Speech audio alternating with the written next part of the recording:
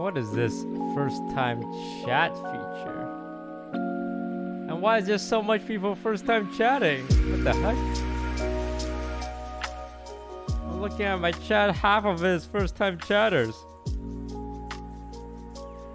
Do you guys even know? What the heck is this? Do I only have new viewers? Where's my old viewers? Fuck. It's literally all new chatters. Any old chatters? Whatever, listen to music.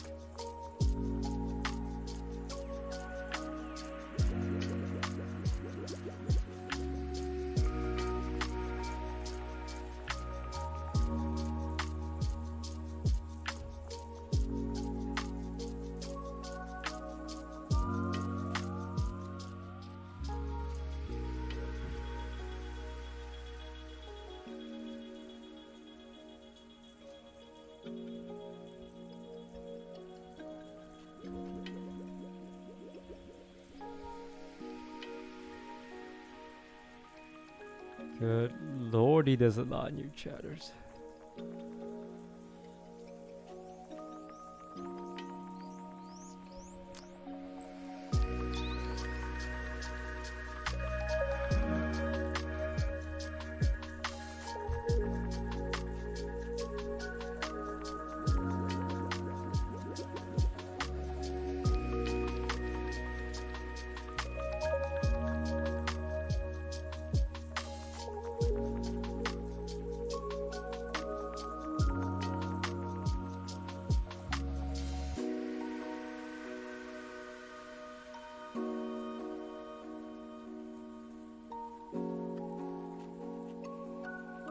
What are people who are up at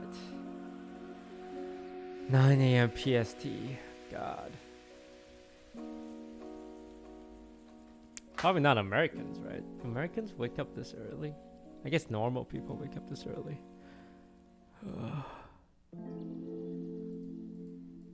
I wonder what the sweet spot of streaming is. Because if it's 9 a.m. here, it's evening in Europe, right? What time is it in Asia? It's almost midnight in Asia. What time is it in Asia? What time is it in Philippines? Come on. It's midnight, right?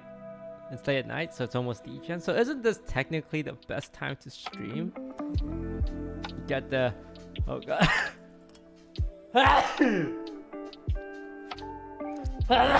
Jesus Christ. Oh, okay. That's what I was saying. You get the early risers on the west coast, the lunch eaters at the east coast, the evening fellas in Europe, and the nighttime degens in Asia.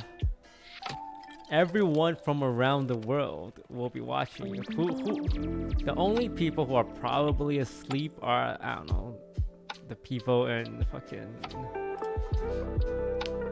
the Pacific Islands. Right?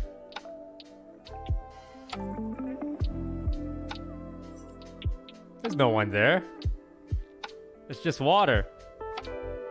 Fish don't got Twitch. So isn't this technically the best time to stream?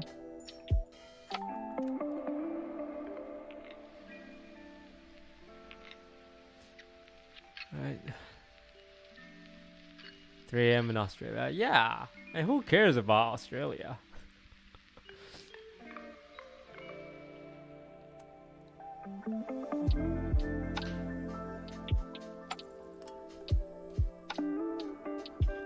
What are they gonna be offended? They can't even be offended. They're sleeping. They're not watching the stream.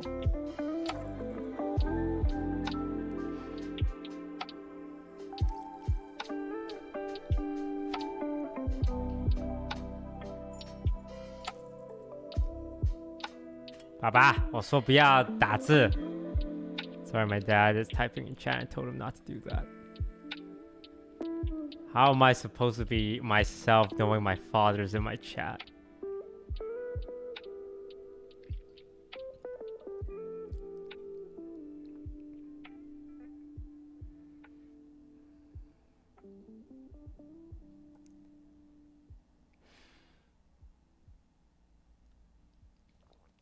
But really, there's so much of this first time chatting notifications that's popping up. I've never seen it before.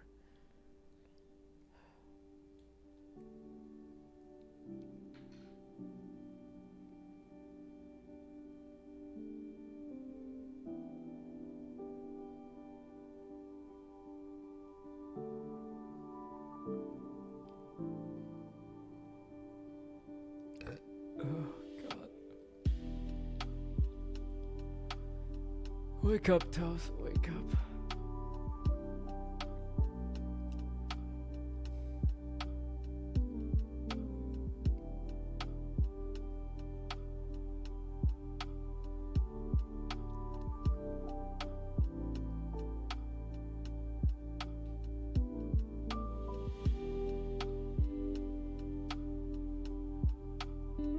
Toast, are you back on Twitter?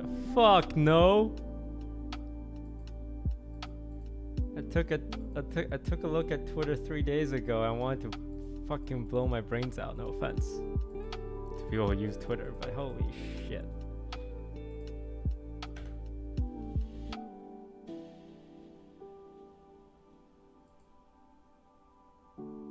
I mean, I will come back to Twitter one day. Maybe by the end of the year, but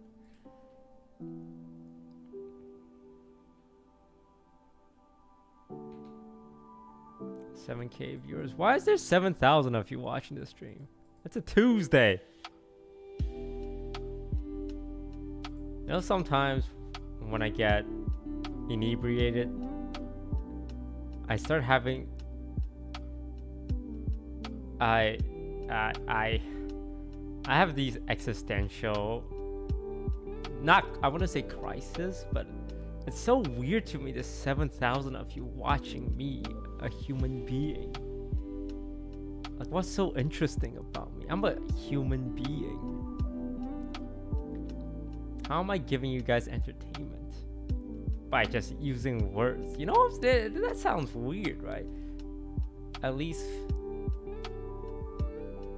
with acting, there's like make pretend, but I'm just a dude being a dude on the internet.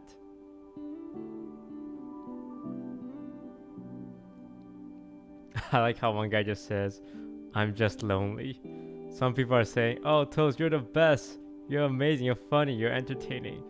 One guy called Josie, I'm just lonely. Same, bruh. Turn on face cam. I'll turn it on at the 10-minute mark. So 1 minute away. Normally I just play music and let you guys stew, but I am a good streamer.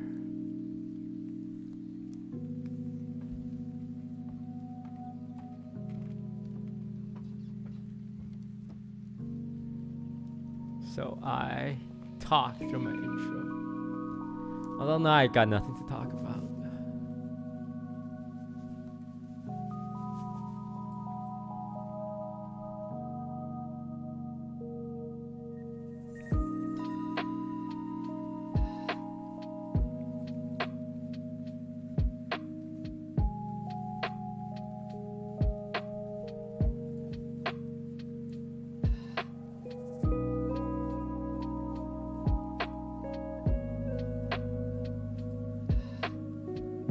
Is it the 10-minute mark yet? Oh, it is. 3, 2, 1. Tells, are you allowed to stream on Twitch? No. Don't tell anyone I'm streaming on Twitch. Else I'll get in a lot of trouble. Okay, 3, 2, 1. Here's my face. Boom, bada bing. Hey. Oh God, why is chat over my face? I don't want. Get away from me. Go. Get.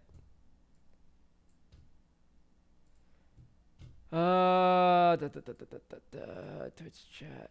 All right, let's bring Twitch chat up on the screen. I like using this window because I can like scroll through it And if someone says something really fucking dumb, I can just like, oh, I'm a this dumbass said this, so I'm a ban them now.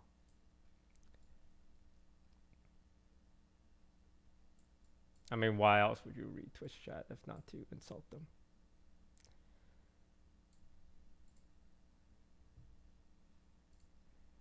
Right.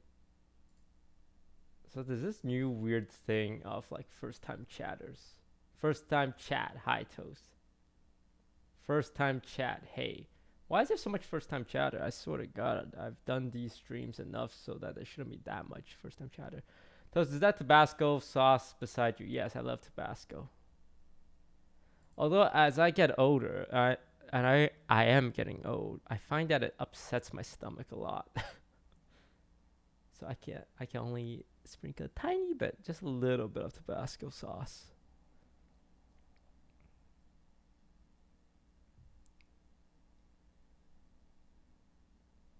Guys, slow down, I can't read.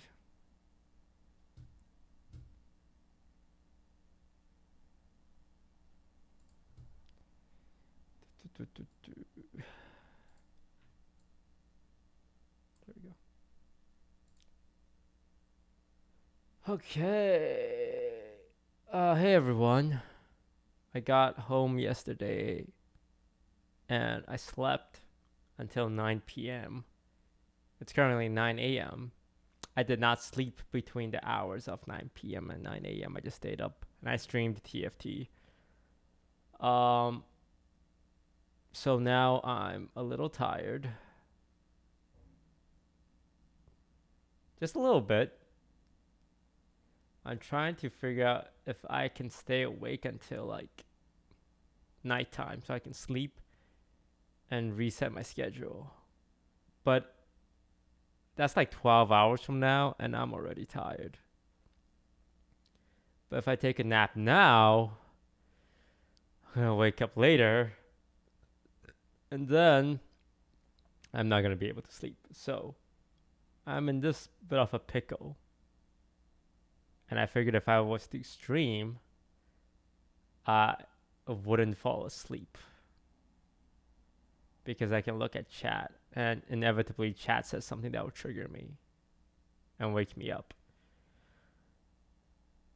Right? Right. Perfect plan. Hey, everybody. 12-hour stream. Let's go. You heard it here first, folks. DisguisedToast does a 12-hour Twitch stream. Just so that he doesn't fall asleep early.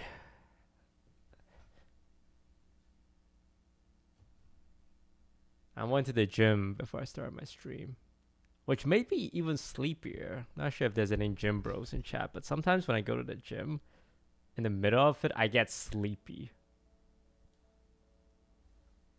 Why's my alarm going up? Those watch movie recaps? I don't know, man. I've ran out of movie recaps because I watch it every night. Is that a protein shake? Yeah, I gotta get my. I didn't work out for 10 days, so I feel really, really tired. Your opinion on the Valkyrie situation. Rohang 9000. If this is the first time you're asking, I'll forgive that. If you spam this 5 times, I'm gonna ban you to the Shadow Realm. Oh, 32 messages. Ooh, boy, I hope not more than one of them is about Valkyrie. Holy shit! Please address the race situation. Your opinion on the race situation. Can you please address the race situation? Can you address the race? Can you address Valkyrie? Just fucking all caps. Valkyrie. Your opinion. Your opinion. Your opinion. Your opinion. Lord, forgive me. Bless. I understand. I have good takes. Everyone wants to know my opinion on everything because I'm a bit of a genius. But there's a time and a place, all right?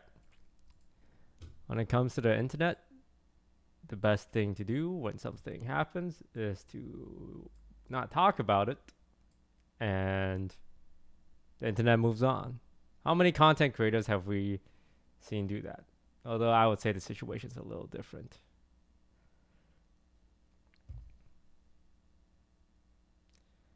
The internet finds new things to talk about.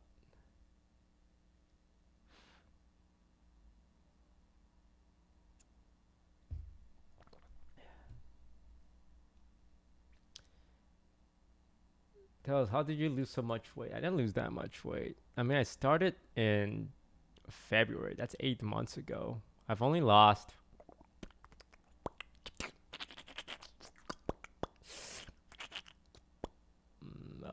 like 15 pounds, which is not that much. It's like a very moderate pace. Like a healthy amount to lose is 4 pounds a month. I lost 15 in 8 months, so that's a little under 2 pounds a month.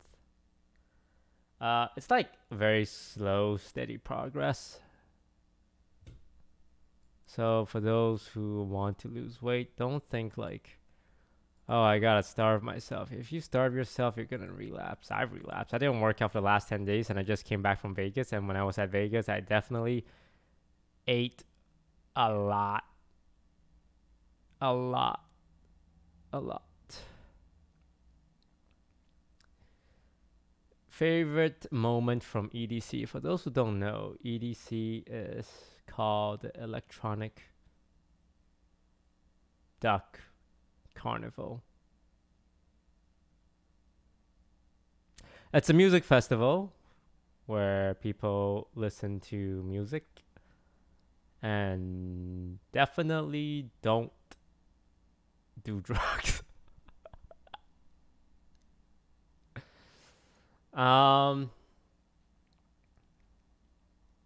So it's in Vegas. It takes place on a giant open field, and there's all this lights and music and yada yada, party, music, dance. So it's in Vegas. I just came back from it. I spent 4 days there. It was nice. It's always nice to go out. I don't know if I'll do it again though. It's so tiring. You have to line up. Also, Vegas is weird. Vegas is very soul sucking. Also, you see a lot of weird stuff in Vegas. It was 4 a.m. on the first night, and I realized our room didn't have any water. Now, instead of paying the $8 for the minibar water, I decided to cross 3 streets to get to a pharmacy store that sells water. And on the way, I passed this homeless guy. Like, well, he didn't look homeless. He looked like a regular dude, but he was sitting on the street with a cup in front of him. And he asked me for change, and I didn't have change because I only had my card. Then, you got any change? I said, no, sir, sorry. And as I walked away, he said, hey, you got really sexy legs there. This was a man, by the way, and I was wearing shorts.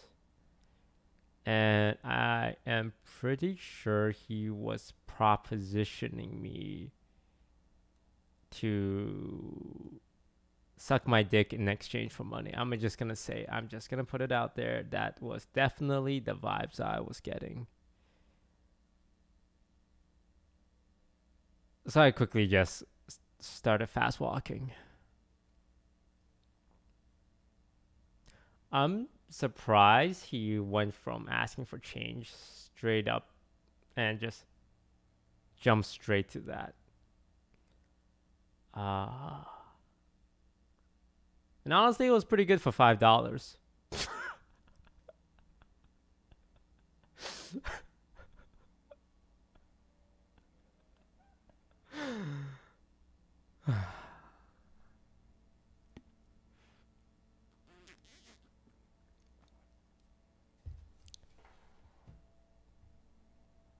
Okay. What was I saying? Sorry. I am very sleep deprived. I think I slept 10 hours across 4 days at Vegas. That was really bad because the first day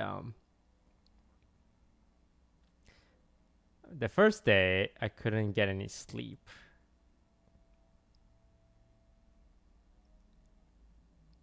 because I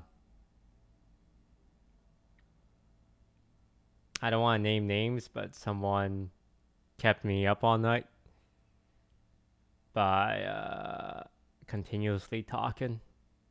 I'm not gonna name names though. Um, it wasn't even talking to me; they were talking to someone else, and I was sleeping in the same room, and just went on for like hours. So that day I got 3 hours of sleep. The second day was the first day of EDC, and we went to the event, and it's very tiring, and we finished at like 5 a.m. So we got back to the hotel at 5 a.m. But everyone is still so like party mode. But I went back to sleep. Like I tried going to sleep. But for some reason I woke up at like 9 a.m. I couldn't fall back asleep. So that's another 3 hours sleep that day. The next day, we stayed up to watch Worlds, League of Legends World Championship, and that starts at 5 a.m. And someone left the TV on. So when it was like 10 a.m., I just kept getting like flashing on lights from the TV. It was a big TV. So that was another 3 hours of sleep. And the last day, we stayed up to watch Worlds again. I don't know why. I don't even like League of Legends that much. But our flight's at 10:30 a.m. So that was another 3 hours of sleep. And I started getting like a pounding headache by the last day. Because I just didn't sleep the whole weekend. So I got back yesterday, took a big nap, woke up at 9 p.m. and here I am. I've been awake for 12 hours. And I'm trying to convince myself I can stay up until nighttime so that I can fix my schedule. And here we are.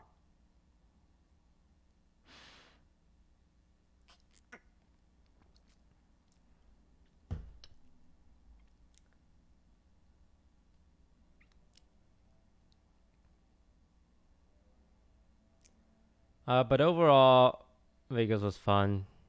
I didn't gamble until the last day because I have this thing wherever I make money, I bet it all on roulette and inevitably lose it all. It happened in the last 3 trips where I would be up like $1,000 through skill like blackjack and lucky happenstances. And I would say this $1,000 I won, I'm gonna put this all on red, and I lose, and then I'm down $1,000 for the trip. So I didn't gamble, but then the last day when you had to kill time, I'm like, all right, it's fine. I'll just pull out $500. What's the worst thing that can happen?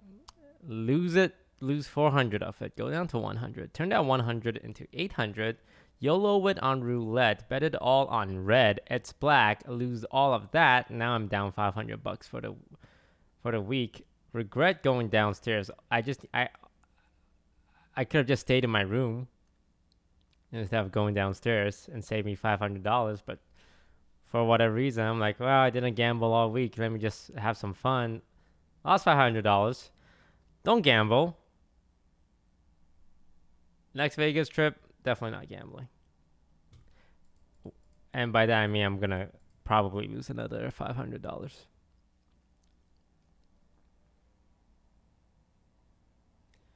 So yeah, I took a look at Twitter over the week while I was at EDC in Vegas. Huge mistake, by the way. I like to browse Reddit. Now that I don't browse Twitter, I use Reddit to fill that void. I like to browse offline TV, LSF. just because I like to know what other streamers are doing. Everyone was talking about like the race stuff, the drama. Opened my Twitter, looked at all the drama and the mentions, and promptly I tweeted that Simpsons gif where Grandpa walks in and Grandpa takes a look and Grandpa walks out. That was essentially my reaction.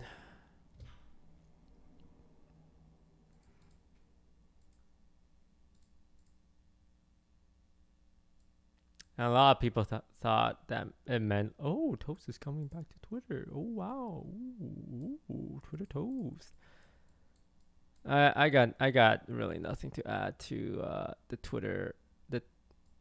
Sorry, I'm a bad streamer. I don't know how to pull stuff up anymore. Twitter.com/disguisedtoast. But I realized that I'm still not ready to use Twitter yet, because even when I tweeted this, a part of me wanted to keep checking to see like what people would respond with, and that's really unhealthy. I was like, I found myself checking my Twitter again, so I'm not ready to use Twitter in a semi-healthy way. But no, Twitter is still filled with a lot of yelling, a lot of complaining, a lot of, what's the word? Whataboutism? Is that the word? Whataboutism.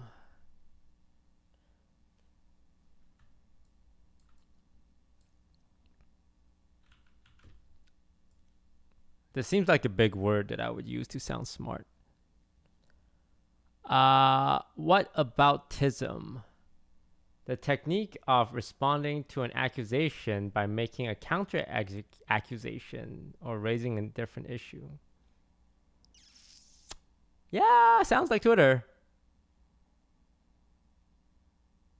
Gaslighting, dog whistling. Straw manning, I think is another word. Dog whistle is the use of coded or suggestive language in political messaging to garner support from a particular group without provoking opposition. Huh? What does that mean? What's an example of dog whistling? The use of family values to signal to Christians that a candidate would support policies promoting Christian values without alienating non-Christian supporters. Oh, so like, I believe in No, I already fucked up. I believe in family values. And when you hear that, it's like, oh, this guy is a God-fearing man. But if you're not a Christian, you're like, oh, he likes his family. And then so when you're playing both sides, so you always come out on top.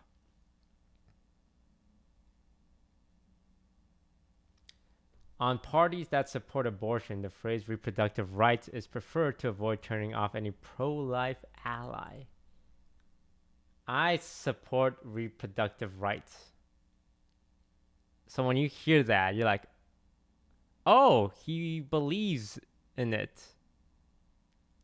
But I don't specify which side I'm on. So I'm playing both sides.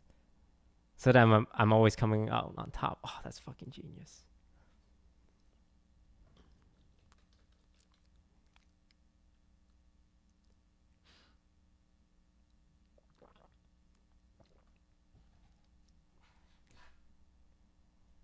That's smart. That's what you gotta do, especially as a streamer, right? You play both sides so that you look good. You farm some drama, and then you insert yourself in the drama and make the situation better. And this way, you're playing both sides. You farm the drama, and people see you as the good guy. Oh, that's fucking genius.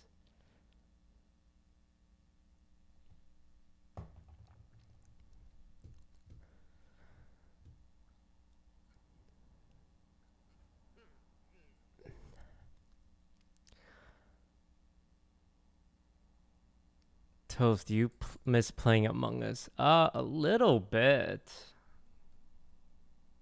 It's weird that I'm known as the Among Us guy. But no, I do miss it a little bit. I don't have any intentions of playing it anytime soon. But yeah, Twitter is... It's very interesting. Like, I am someone who likes studying the meta of social media and streamer relationships, parasocial.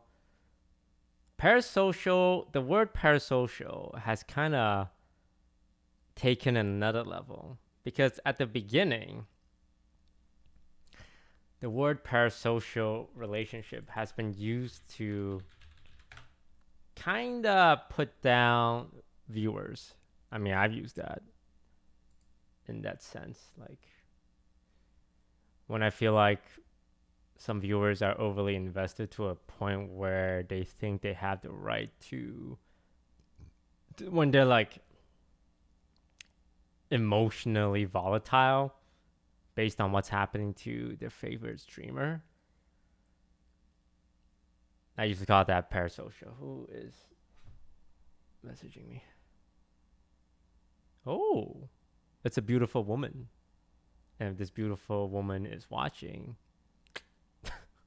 No, that's weird because this person's a very good friend, and I just want to say hi. In my defense, I haven't had good sleep in a while.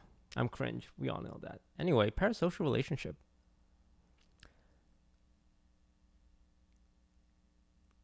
Originally, people kind of used the word parasocial to insult stans.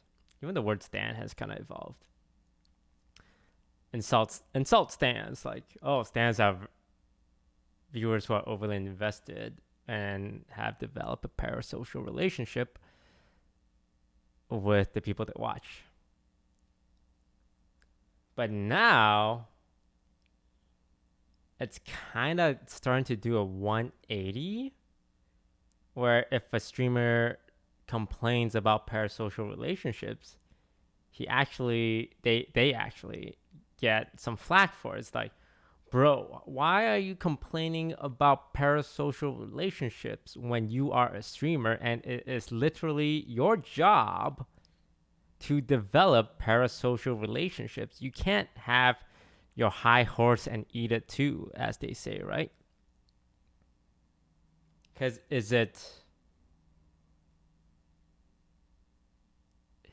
hippopotamus to say, oh, bro, come on, I'm not your friend. Like, these parasocial relationships are weird, but also continue to be a streamer where parasocial relationships are going to be developed no matter what, right?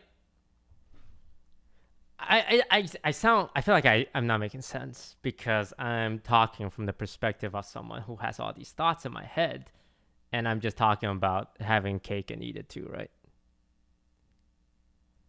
Do you guys get it? I think I need to explain everything from the beginning. Does that make sense? You guys get what I'm saying? Do you know what I'm saying? As Butters would say, do you understand what I'm talking about?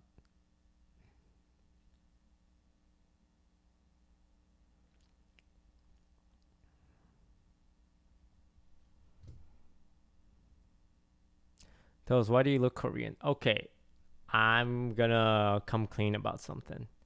I tried getting my hair permed, and I know it's hard for me to admit that because getting your hair permed is like, it's like, oh, you're putting in, oh, you're trying really hard to switch up your style. That's kind of, oh, Ooh, okay. I mean, you do you. For the men, hair perming. It sounds feminine. Not that there's anything wrong with sounding feminine. I'm digging a hole right now. But hair perming is basically adding curls to your hair, a little bit of curl. So normally my hair is super straight. But I'm also bored, and I feel like allowing my hair to have a bit of curl, it gives it some texture. So this is what my hair used to look like, right? Well, I'm glad I got it permed, right? Well, you can't really tell in this picture because there's no hair. Okay, this picture, look. This picture is not fair. Okay, it's Hannah B. Nance took a great picture. This is when I have straight hair.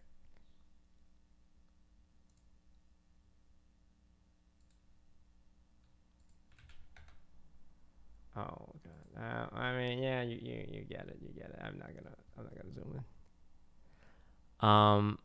But it's a little different now because there's a slight curl to it.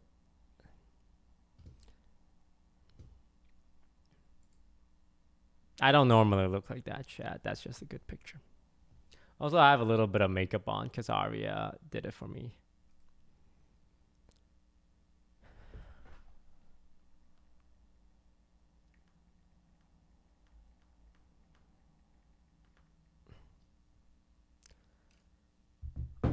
Anyway, parasocial relationships.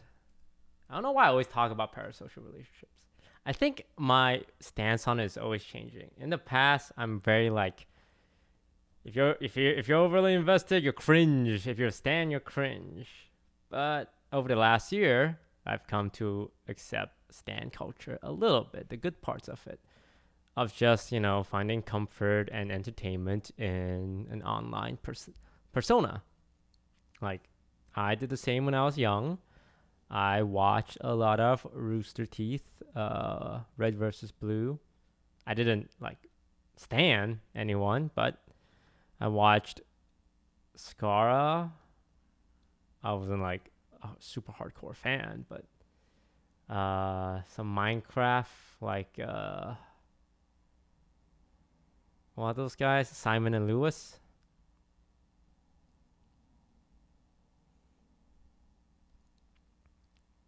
But it's kind of similar now, except because I feel like a lot of the young ones are on the internet much earlier. It seems louder because when in our generation, we just watched the content. We didn't really have a Twitter to talk about it. You pretty much just talked about it in the YouTube comments. But now, as it gets louder, I don't think anything really. Well, a lot has changed. But now, my attitude towards stan and parasocial relationships is,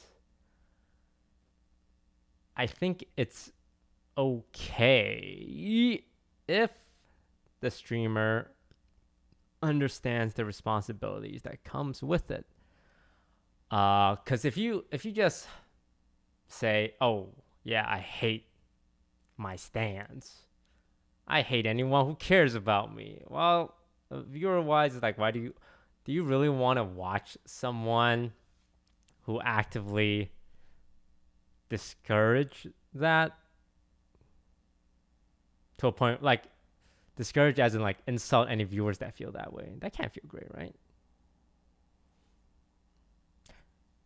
I always hope that people find their fulfillment from something beyond just watching their favorite streamer, but that doesn't mean a streamer can't have a positive influence on people.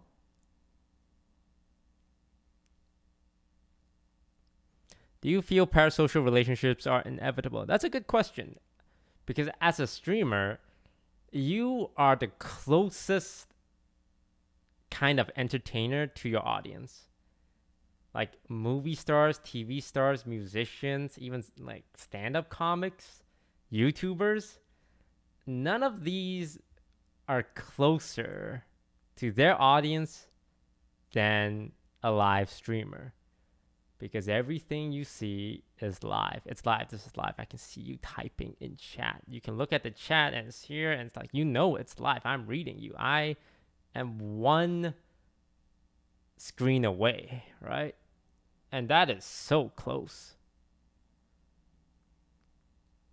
And because it's long hours, it's 5-6 hours. That is a long time to spend with someone. So inevitably, you're going to learn a lot about them and like their family life. And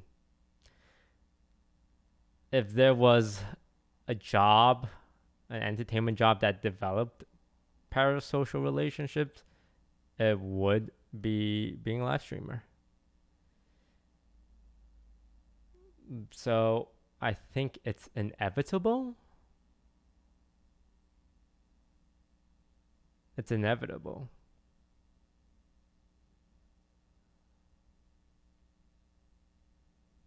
And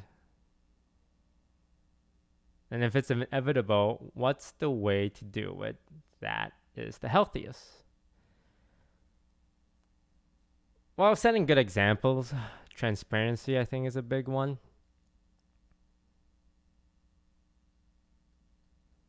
But we have a podcast coming out talking about this. Me and Scara. Oops, spoilers. Actually, it's not spoilers. I've been doing the OTV podcast, and I actually been enjoying it a lot. I don't know why I typed DisguisedToast OTV podcast, because look, I wanted to take some pride in the podcast. In the past, the podcast has always been very, let's just jump together and talk about random shit, right? So when we talked about reviving the podcast again, a lot of people have been asking. I wanted to make it a podcast that guests wanted to be on, because at some point during the lifetime of the podcast, it reached a point where people didn't really want to be on it, just because we've talked so much and it was during quarantine. It's like, bro, there's literally nothing we can talk about. And that was 4 people, so you're covering like so much topics at the same time, right?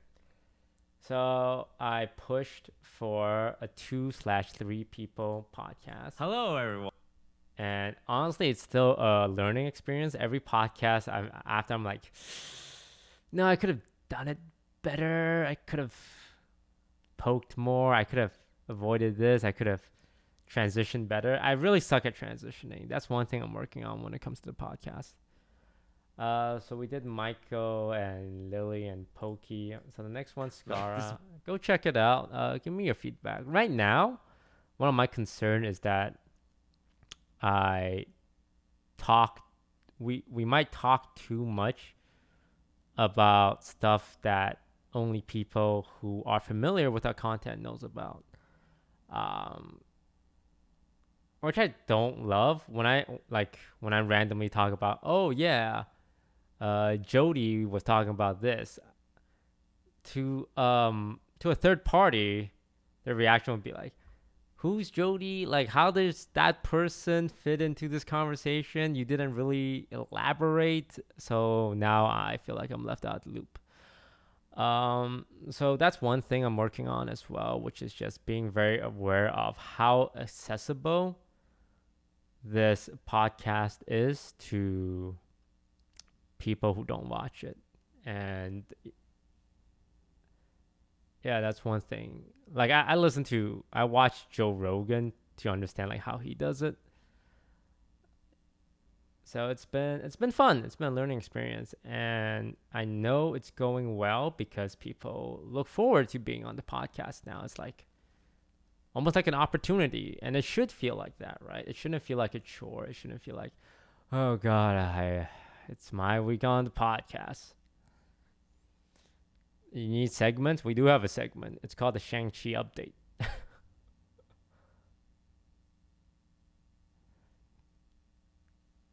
Every week there's a Shang-Chi update.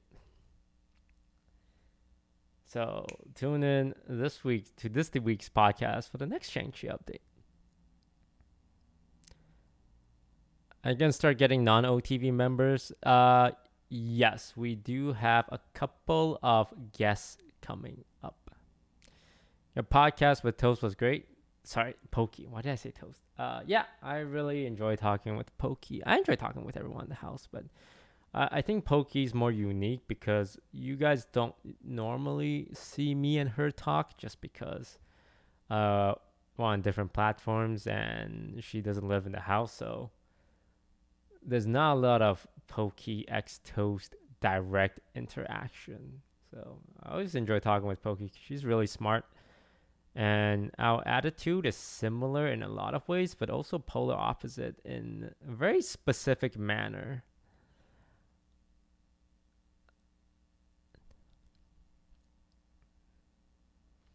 Pokey is more careful with who she associates with, and I'm the same, but I'm also kind of too open to letting anyone in to a point where I get burned a lot and I always like get upset and complain about it. Because even though I have this reputation of being like,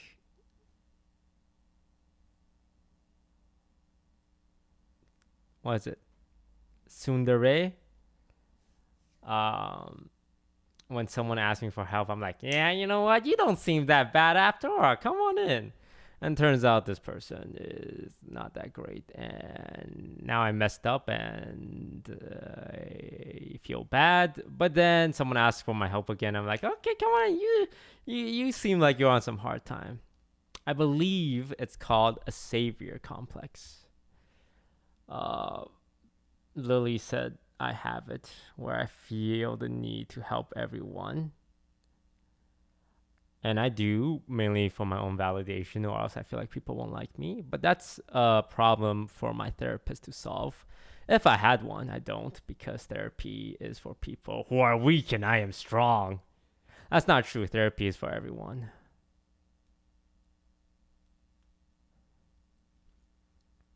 But not me, because I am built different. What was I talking about? Parasocial relationships, right? Um, yeah. So every time I look at Twitter, I just want to yell at some people, and I want to yell at people when I look at Twitter, because I go out of my way to find comments that are stupid. I don't know why.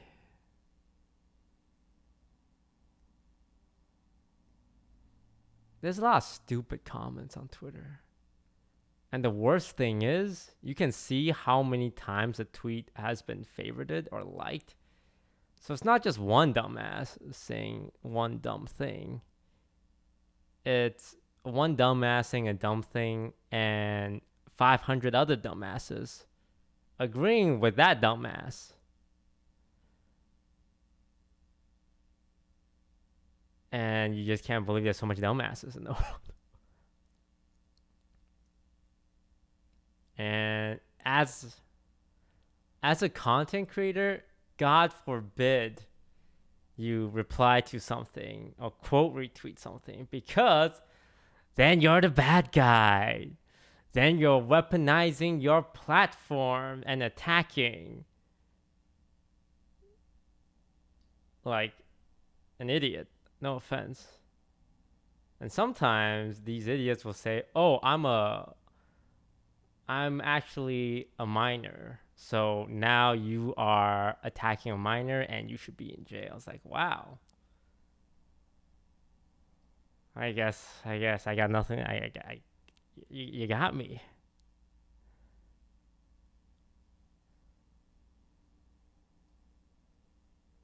Look, I don't. I've said this before. I don't advocate bullying, but but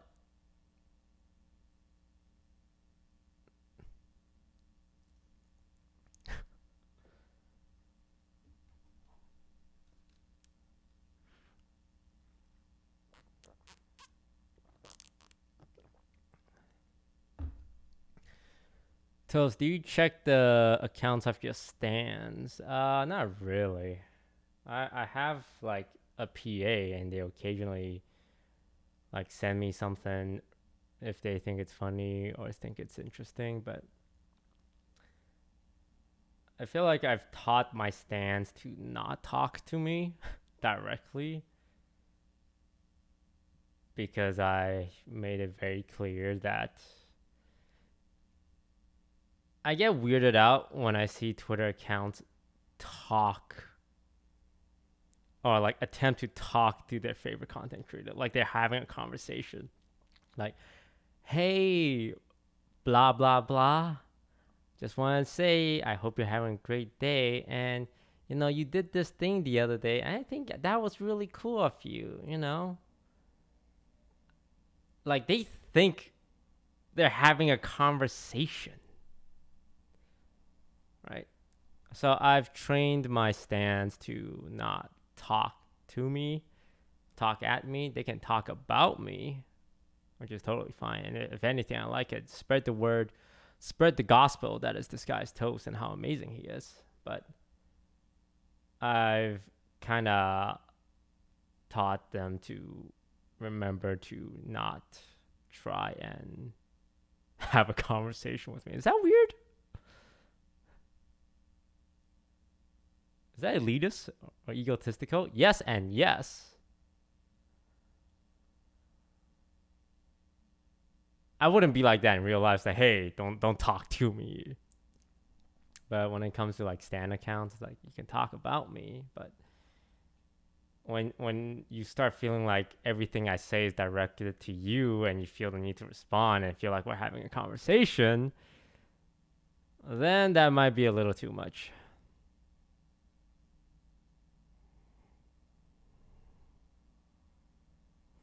How do you feel about fans approaching you, Ira? I love it.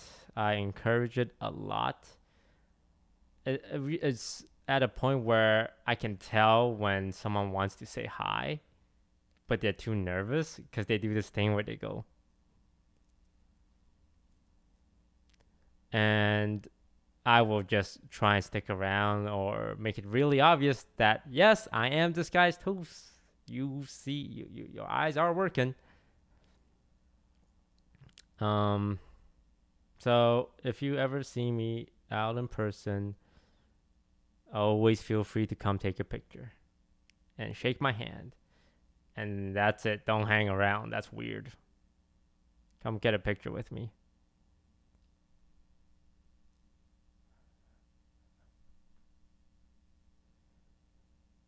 So, are you guys planning a OTV and friends trip?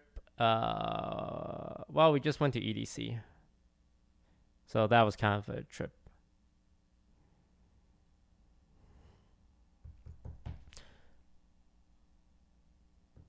What if it feels like you're bothering me? Well, don't ask me when I'm eating my dinner. You can ask me when I'm leaving dinner, which is what most people do, except there's one person who approached me during dinner. And it's like, bro, I'm eating my spaghetti and meatball. This is not a great time. But I still took a picture and smiled and didn't say they were being disruptive because I'm not rude, but they were. And I just tell the story online to thousands of people. The best way to solve it.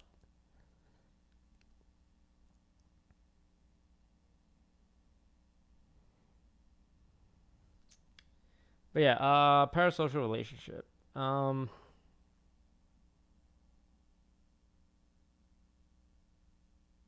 a lot of this we touch on in the podcast coming out this week.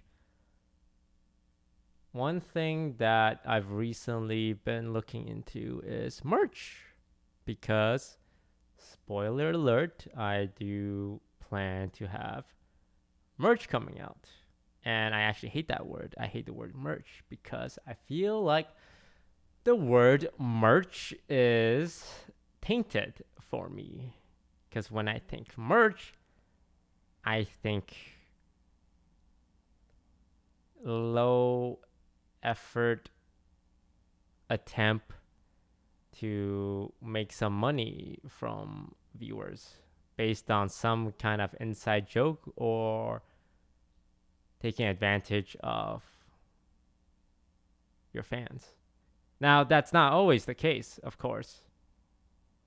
And I don't think any content creator really sees it as taking advantage of fans. They're like, oh, I'm just making something that's cool for my community. If they want to pay for it, they can pay for it, right?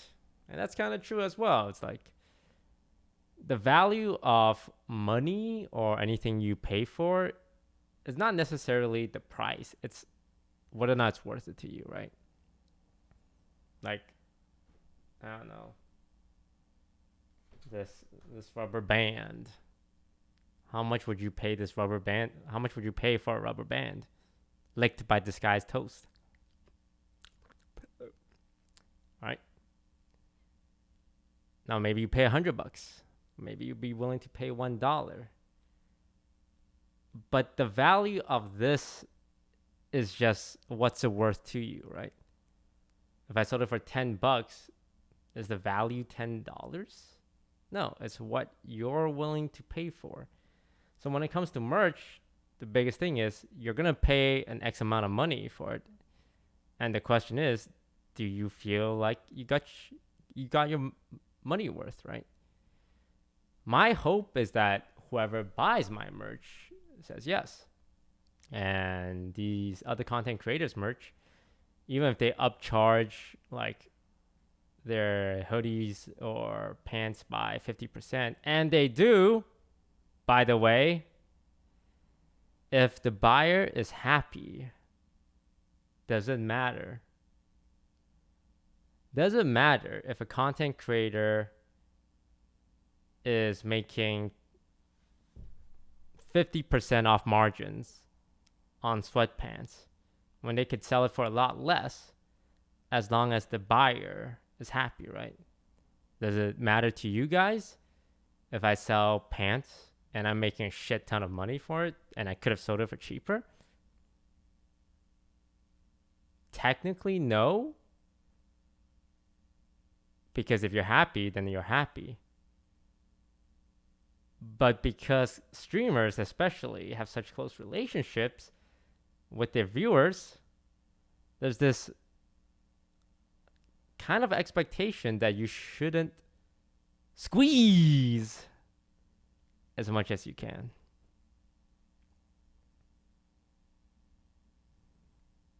And these are my thoughts when it comes to working on my merch. And I don't want to call it merch. I want to call it something else.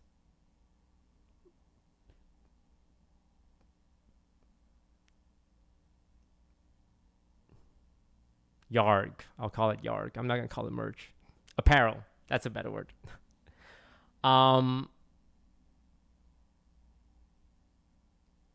Yeah, the word merch is just a little too much. And here's the thing about my merch. I plan to make that shit real expensive.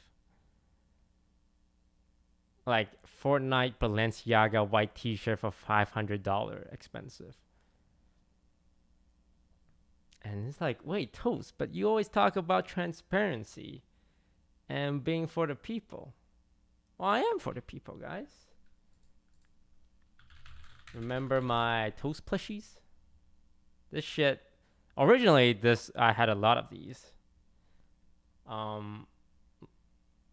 think I made 1,000 of this, and I had a surplus. But then Among Us happened, and that shit went like hotcakes. Now, this plushie this is a pretty big plushie. It's like this big, right? I sold it for 25 bucks. You know how much I get every time I sell one? $1 fucking dollar.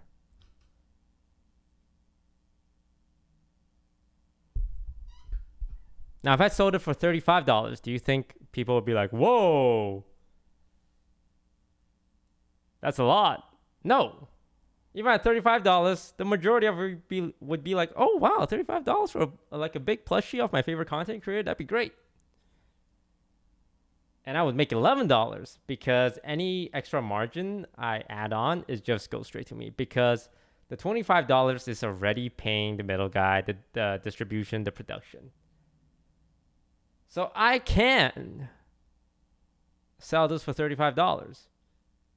And you guys wouldn't say shit, because $35 is still a pretty good price. So why did I sell it for $25? I'll tell you why. It's so that I can say that I don't make money from it and have the high horse. So that when I make merch, you can trust me. You can trust that DisguisedToast does have your best interest at heart. It's the long con. Look, if I'm going to make $1 off plushies, I want something in return. And that thing in return is a very high horse from which I can look down on all content creators and say, you greedy motherfuckers. Why are you telling us this? Oh, because I plan to release some clothes. And I need you guys to understand that I will be pricing it with honor.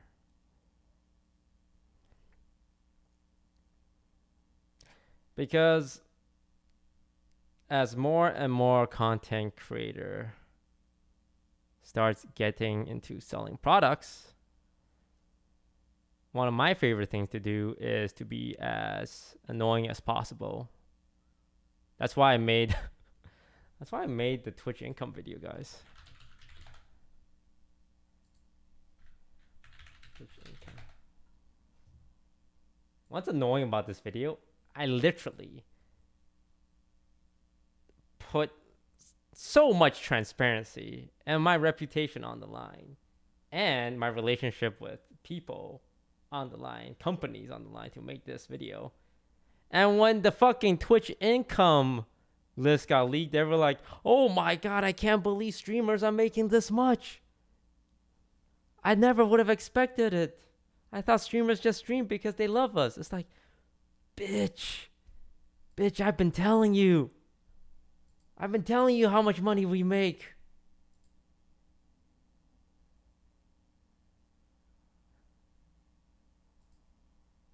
I threw so many people under the bus. All right, the least you can do is remember me throwing my friends under the bus to do a Twitch income expose video.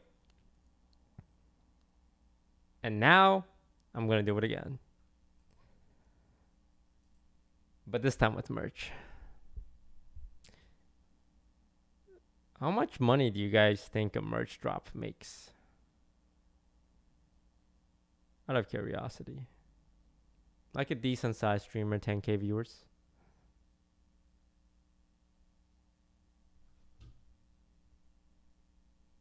Just 200K? You think 100K? 50K?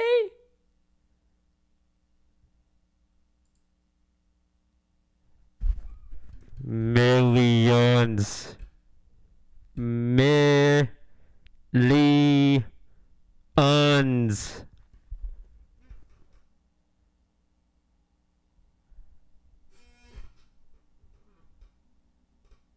You know why? Because that $50 sweater slash hoodie slash pants, those cost like 10, 15 bucks to make, bro.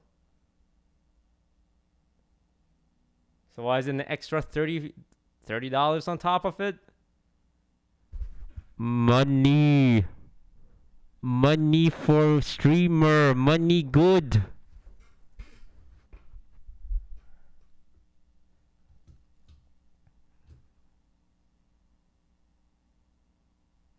I'll try and get the math out if I'm not too lazy. And I'm pretty lazy, but you guys can see all of that whenever I release my quote unquote apparel. Why aren't they called scammers? They're not scamming. People are paying money for a product they're getting. Okay? $50 hoodie with my favorite content creator's face on it, and I pay $50 and I get that hoodie. There's no scam. I paid money knowing what I would get. And when I come out with my apparel and you guys see, oh my God, it's $200 for a white t-shirt, and you take out your credit card and you input your info and it comes in the mail and it's a white t-shirt, I didn't scam you. You paid money. You know what you were buying, right? So, no, these content creators aren't scamming you. Do you think Balenciaga is scamming you by selling a white t-shirt with the Fortnite logo on it for $500? I mean, if you're buying it, the person scamming you is yourself. It's not Balenciaga.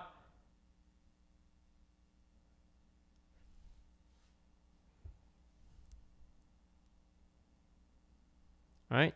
So no, content creators aren't scamming you when they sell you merch.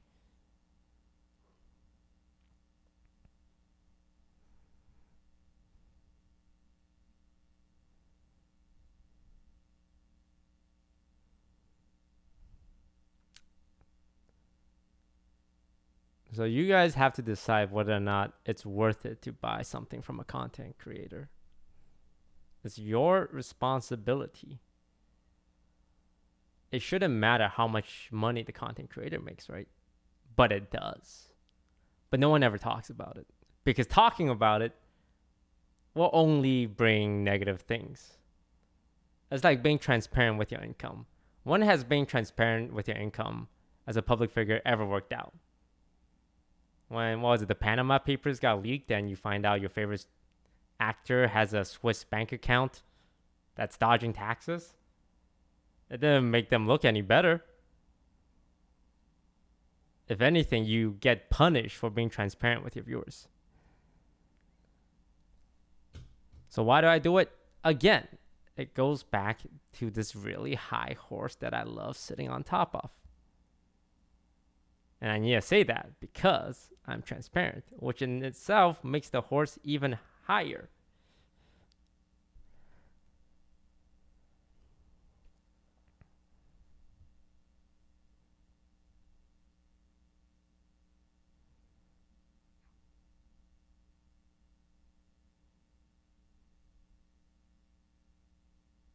Yeah, this is a really high horse. This horse is definitely on steroids because he is fucking jacked and huge.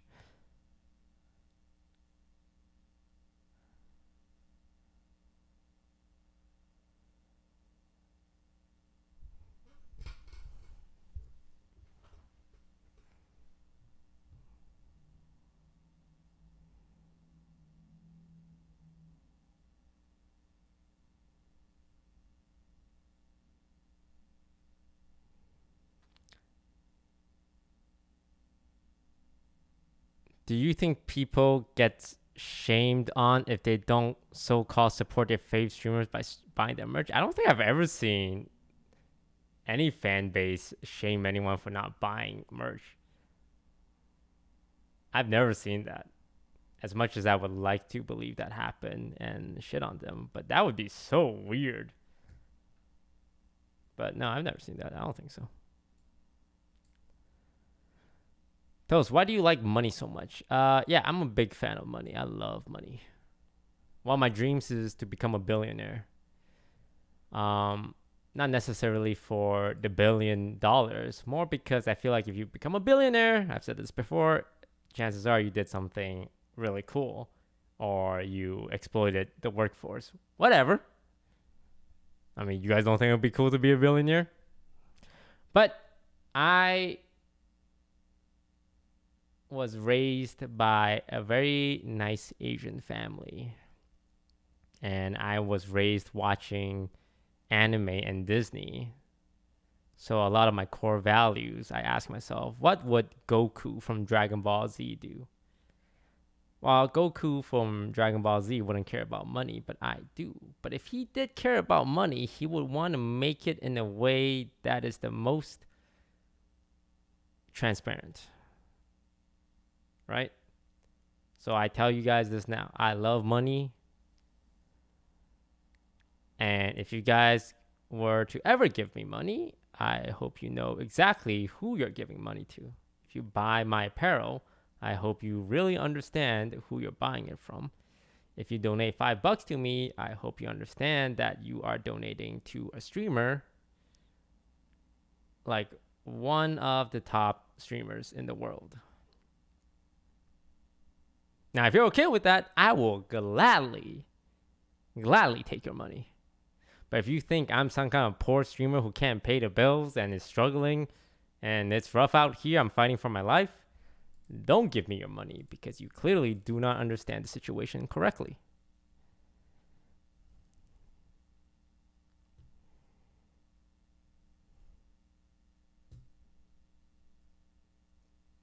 But I do like money.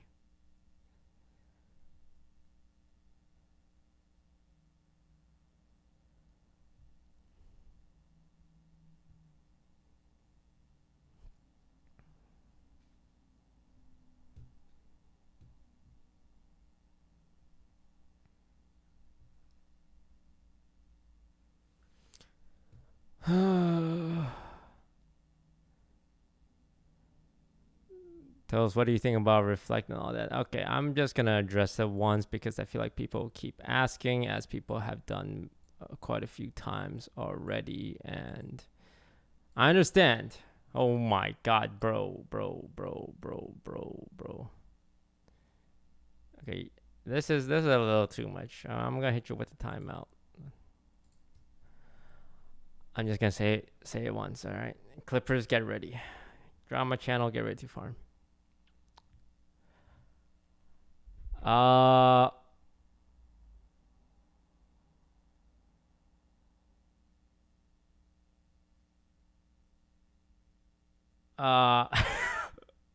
Sorry, my brain just boomed.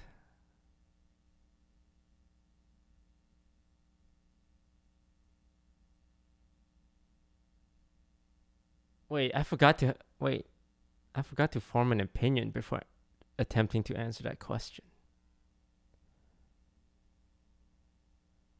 Hang on, I need to form an opinion first. Fuck.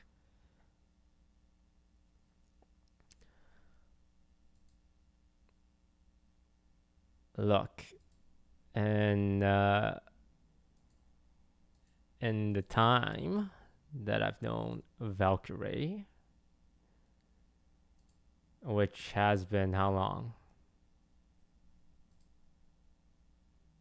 More than a year now. I think we started playing Among Us in like August, but I was playing Minecraft and League with her before, so like almost 2 years. I mean, I've heard of her when she was playing Hearthstone, all the way back when she was on Team Archon on Amaz's team. She has never shown me to be malicious or calculating. She has shown me to be naive and impulsive and too trusting,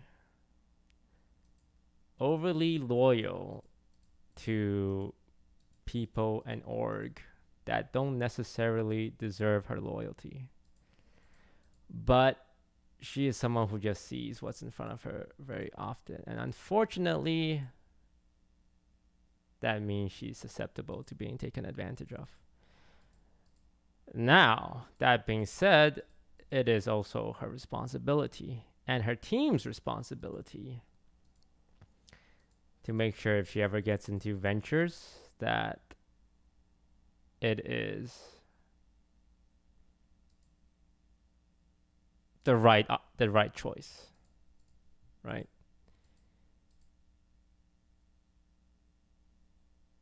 You can't hide behind the argument. Oh, she didn't mean it. Oh, she fell for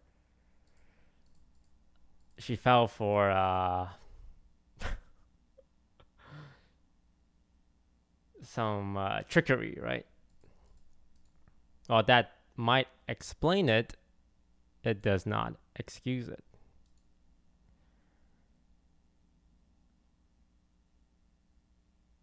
But you have to look at someone's history to see whether or not when they do something not cool, is this a pattern or is this a one-off, right?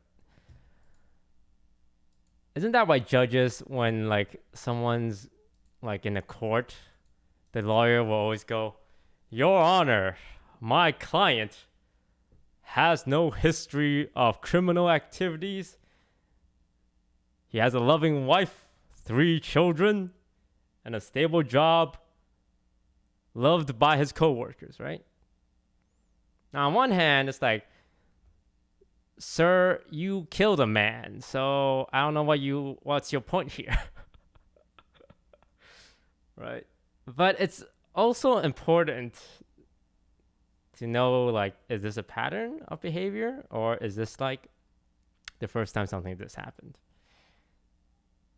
It doesn't make the offense any less severe or serious, but it does give some context. And with Ray, you guys known her for a while, I imagine. If you've seen my content, Ray appeared in 90% of them over the last year. Has she ever shown herself to be malicious? Or, looking to take advantage of her viewers? No, she hasn't. And let's be honest, even the most evil or dumb content creator, if met with this backlash, would just easily do a 180. It's like, hey guys, a big mistake. You guys are right. That stuff I tried to sell, not great. I won't be doing it. Even the most evil person will have the foresight to do that. And I imagine the reason why she didn't do that right away is because she can't right away, right? There are things she needs to talk to with her team, probably some lawyers, I assume, before being able to say anything. So I don't like, this is one of the reasons why I don't like Twitter, because you have, on the internet, people talk in absolutes. They're like Sith Lords from Star Wars. Where on the far edge, you have people saying, she did nothing wrong. This is perfect. Everyone just hates her because they want to hate, and she's the perfect human being, and she doesn't deserve any of this. And then you have the other side, which is she's a fucking scammer trying to squeeze every penny out of every single fan, and she is a demon and deserves to die a fiery death. Right? It's the same with politics. All Democrats wants to do drugs and let in every single immigrant in the world and ruin this country. Every Republican wants to stop every abortion and put a gun in everyone's hand. And it's tiring. It's really tiring that you can't have an opinion that's not in the middle. Maybe I just want to have a gun occasionally. Maybe I think of abortion, it should be allowed every now and then, or all the time, except in certain cases. I'm not saying I have that stance. My stance is whatever makes me the most liked by the internet, for the record. That's where I stand. But how often do you see opinions that's just like not straight in the middle? I hate fence sitter, by the way, but just like normal, just like yeah, I kind of feel this way, but meh, I think we should do this, but it's not that important to me, right? So when I look at Twitter and I see her stands being overly protective and getting upset and like content creator and like overly focusing on what she says and like reading too much into it, that's fucking annoying. When I see people who don't know her, who just heard about this off some random YouTube drama channel and just makes up all this narrative about her actions or her like intentions, that's annoying too. It's like it's pretty clear what happened to me, at least, which is she got involved in something she didn't really fully understand, but because she is impulsive and naive, she got into it. And if my agent or manager allowed that to happen, I would probably have a very strong word with them. It's like, bro, what the fuck? But you can't just put it all on the manager. You can't put it on a team, because ultimately, if I got into that situation, that's also because I agreed to it and I wanted it to happen.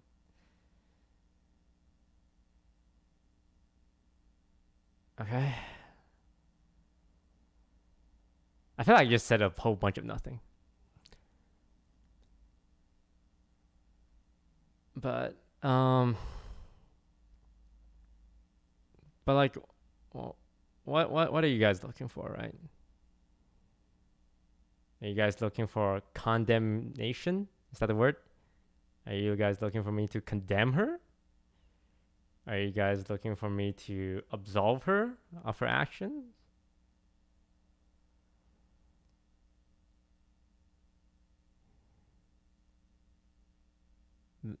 I imagine this is gonna blow over in like a week.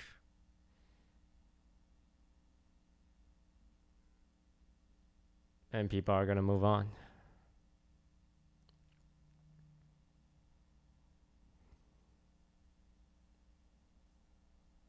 Alright, it's pretty much over with already. And she will learn from this experience. And yeah, that's about it.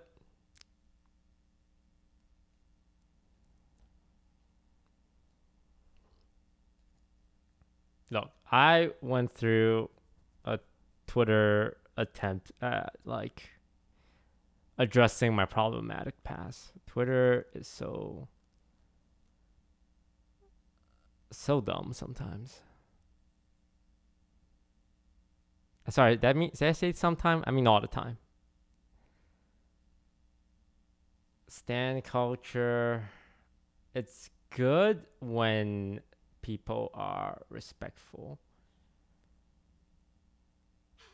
When I see stuff like I'm literally crying and shaking because my favorite content creator did this or said this, I hope they're being facetious, because if you're literally crying and shaken over some person on the internet having a bad day,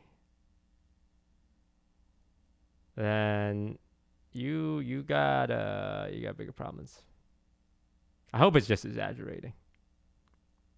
But some of these accounts, I don't think they're exaggerating with the way they type. You know what really grinds my gears is when Twitter accounts, Stan accounts, like, I have no idea what's going on. Someone DM me and tell me right now. Or just something like, hey, if you support this, go ahead and block and unfollow me. Like, bitch, I don't, huh? You got a problem with me? You block and unfollow me. The world doesn't revolve around you and your sensitivities and you're like, who the fuck are you?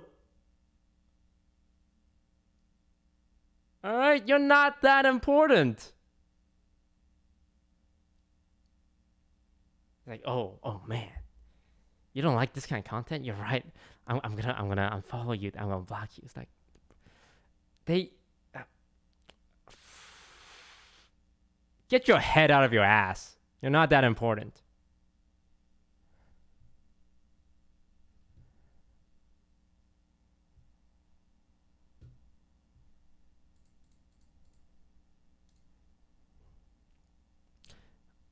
Would you ever go back to creating TFT content? I mean, I've been playing TFT a lot. I think once the new set comes out, this is a huge 180. I think once the new set comes out for Teamfight Tactics, I'll play it a lot.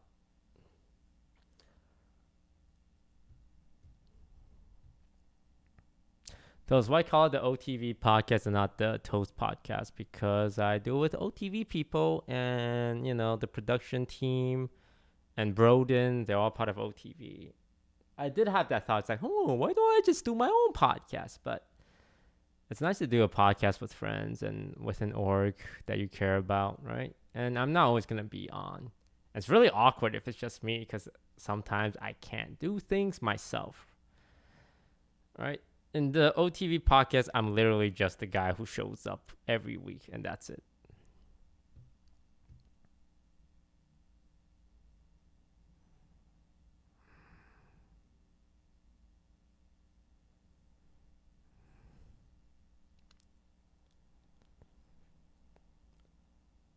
Toast, do you plan to return to Twitch once Facebook contract is over? Bro, I am on Twitch.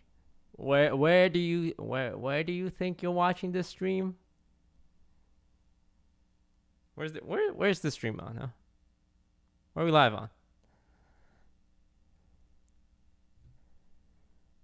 Thoughts on Mizkiv being involved in drama? Mizkiv is a content farmer, a drama farmer who's very shameless, but he's also very transparent about being shameless. So, you know, you gotta respect the hustle. He inserted himself in the drama and, you know, did something that was overall good. But that's just Mizkiff, right? He's playing both sides, so he always comes out on top. But I think he would also tell you he's surprised at how some people are calling him like Ray's bestie and savior. Because when I see that, I'm like, oh wow, these some of these fans will really just we'll just go ahead and put him up on that pedestal, huh? After he was drama farming. Like, damn. And like I said, I would say Mizkiff would be surprised himself.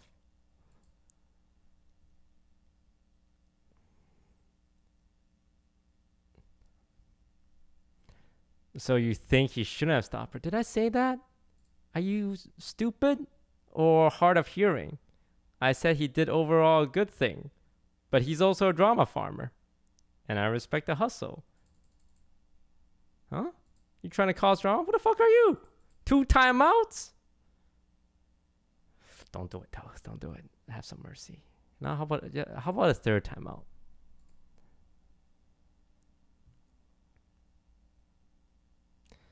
No drama farming here, guys. You know why?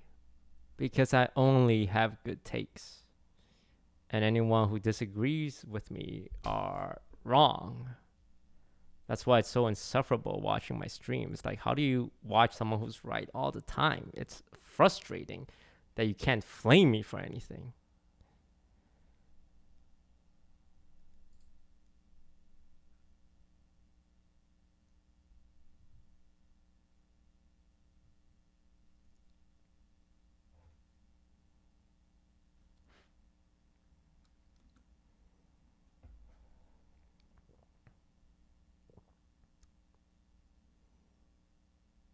Those you always have the best takes. Well, the best takes are boring.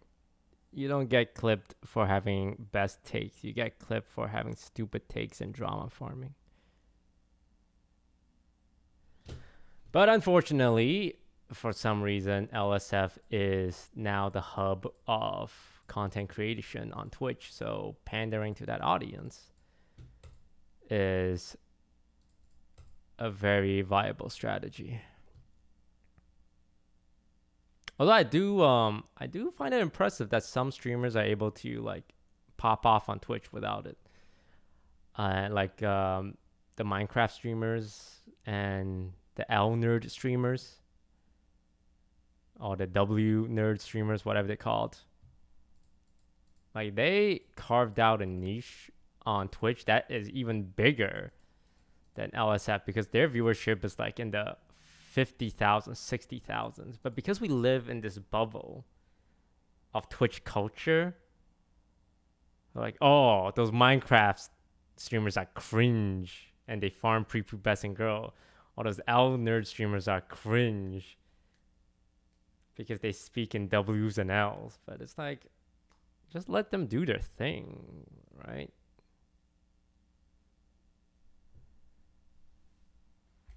Like, why go pick fights with them? Because they don't participate in Twitch culture.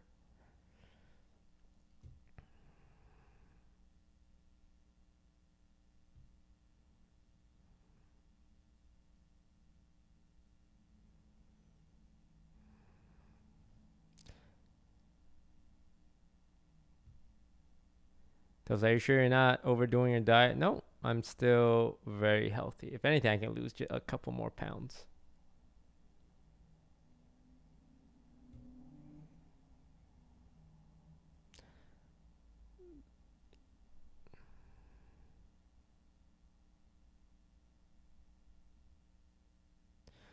Toast, do you use just chatting as a kind of therapy for yourself? Yeah. I mean, I have a lot of thoughts in my head, a lot of voices, and sometimes I need to get these voices out of my head or else I go crazy.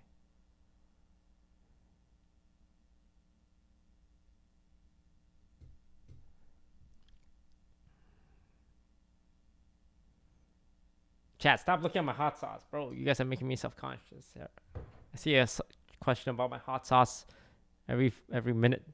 Yes, it's Tabasco. Yes, I have 2 of them. It came in a 2-pack.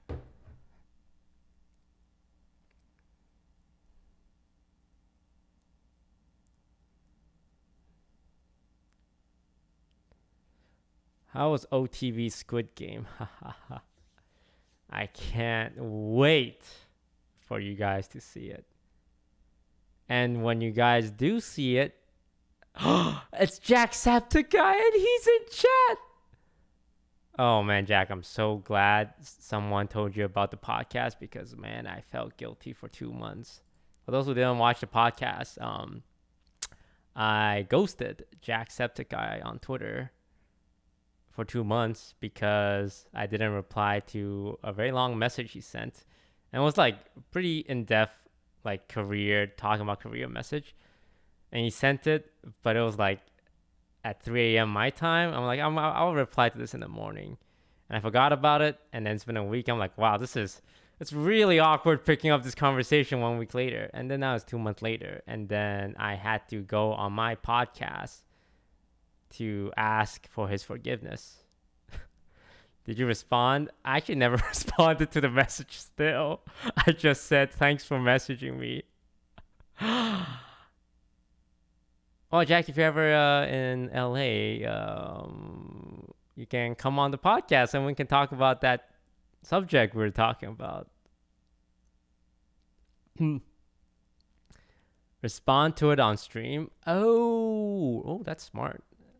No, I'll save it for a podcast. But the topic was just like career aspirations because I saw some of the stuff Jack was doing and it resonated with me because it was high production and it was something like he definitely looked like he put high effort into, because as streamers and YouTubers, it's so easy for us to just upload stream highlights and gameplay, right? It's so easy. It's just right there, bro. So when he did something really high production, I was like, man, this really speaks to me as a content creator because I don't want to upload just gameplay and highlights for the rest of my life either. So yeah. But yeah, the Squid Game video is gonna be really fucking interesting. My storyline, you guys can follow, but it is so it's a roller coaster of emotions. And I think the most important thing is when you guys watch it, when it comes out, like, I think it comes out within the next few days. The most important thing when you watch it is that everyone's actions in the Squid Game shoot is justified because it's Squid Game and you are expected to do and say whatever it takes to win. So please, you can be like surprised and outraged and impressed, but make sure you don't actually hate on anyone because they are just playing Squid Game.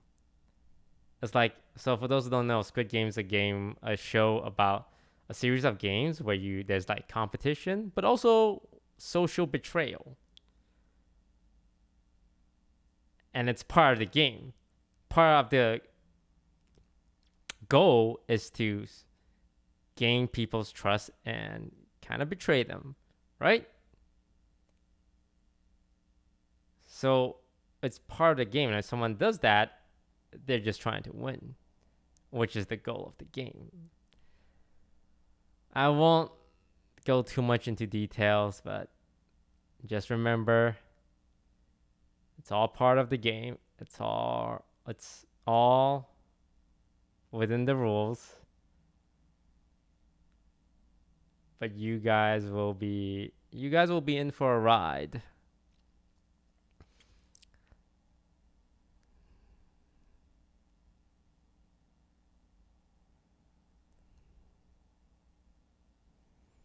Does we invite Lud to do the podcast sometimes? Of course, I love talking to Ludwig, a fellow high IQ genius. What's your opinion on the show itself? I think Squid Game's really good because they actually focus on the people. Initially, I skipped through all the dialogue and just because I'm a kind of guy that likes the gimmick. Like, show me the funny shit. What's the gimmick in this game? And I like that the games were relatively straightforward.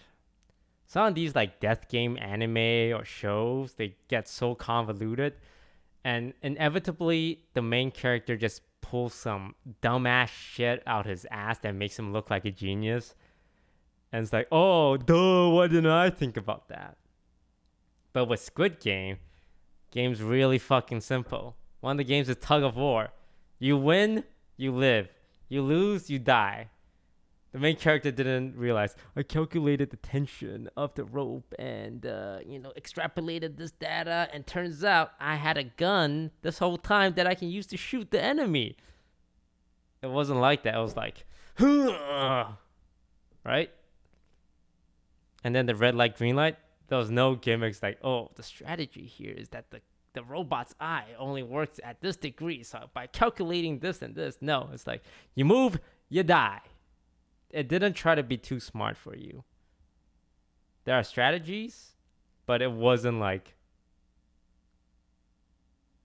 the writers weren't pulling shit out of his ass. And I like that a lot. Because I like death games. I like Battle Royale.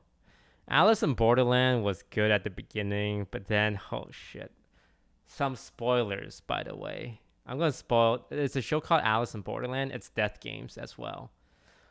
One of the games is there's a murderer and a victim, and the game is to find out who murdered this victim. Plot twist: it was a suicide. The victim was the murderer. Oh my god! You guys didn't see that coming, did ya? It's like, oh, fuck you, man. Fuck you, bro.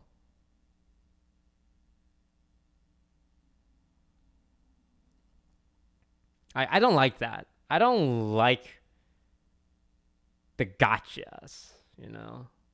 The, oh, we're so smart. You didn't think about that. What a plot twist. Expectations subverted. I like just, here's the game. Let's see how you play it, right?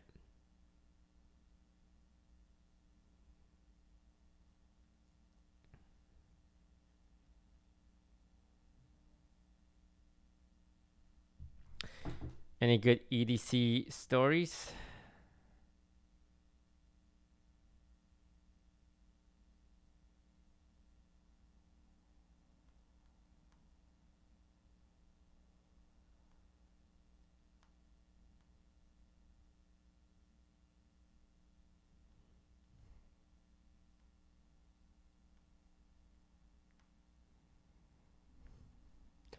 Uh, well, EDC stories like from the actual event, because I don't know if you guys know this, but people at EDCs are they're very inebriated, and let's just say alcohol is probably the most tame substance they would be on.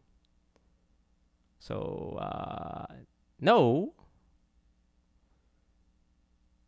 I mean, people took pictures with me at EDC. That was nice. Um,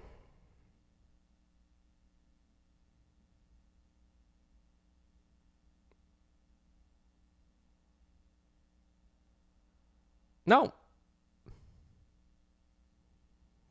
Toast, you said you have a lot of thoughts. What's on your mind? Oh, God. What are you, my therapist? You guys got kind of like my therapist, except instead of trying to help my problems, you guys just want to farm drama. And you know, honestly, that's therapeutic in its own way. What do I think about these days?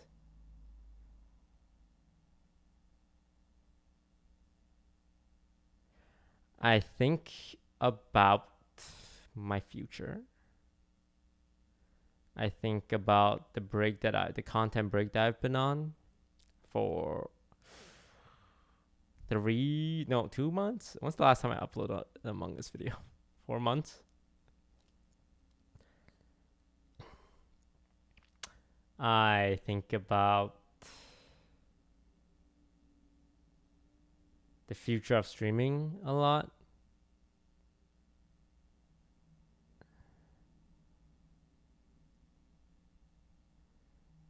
I think about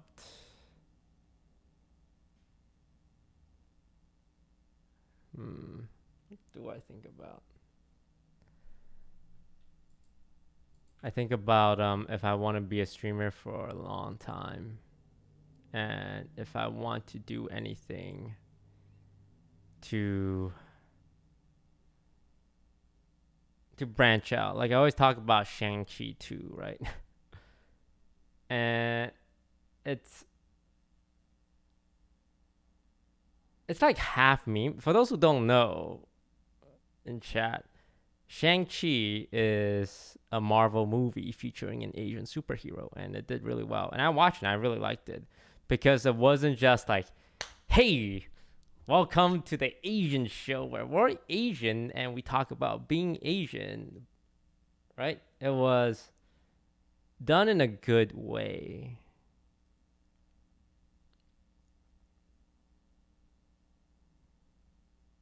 And I went in with a little eye rolling because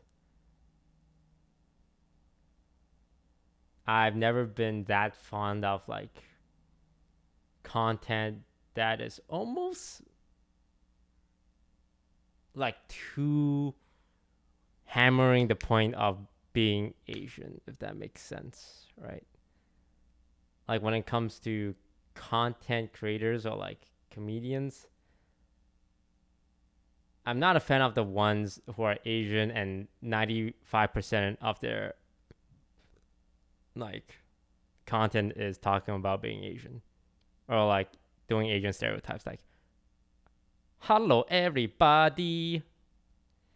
Like Rush Hour, no, Rush Hour was amazing. I love Rush Hour. Right? I mean, it's Jackie Chan. It wasn't like look at Asian guy being Asian, talk about Asian. It was just like it was a dichotomy of this guy from China, or was it Hong Kong, Jackie Chan, being in America, and then you have Chris Tucker, and their dynamic is so different, right? It's like a clash of culture, not necessarily just like Asian guy, Asian guy, Asian guy. It was more the clash of culture. Also, Rush Hour is just fucking hilarious. So I'll give that a pass.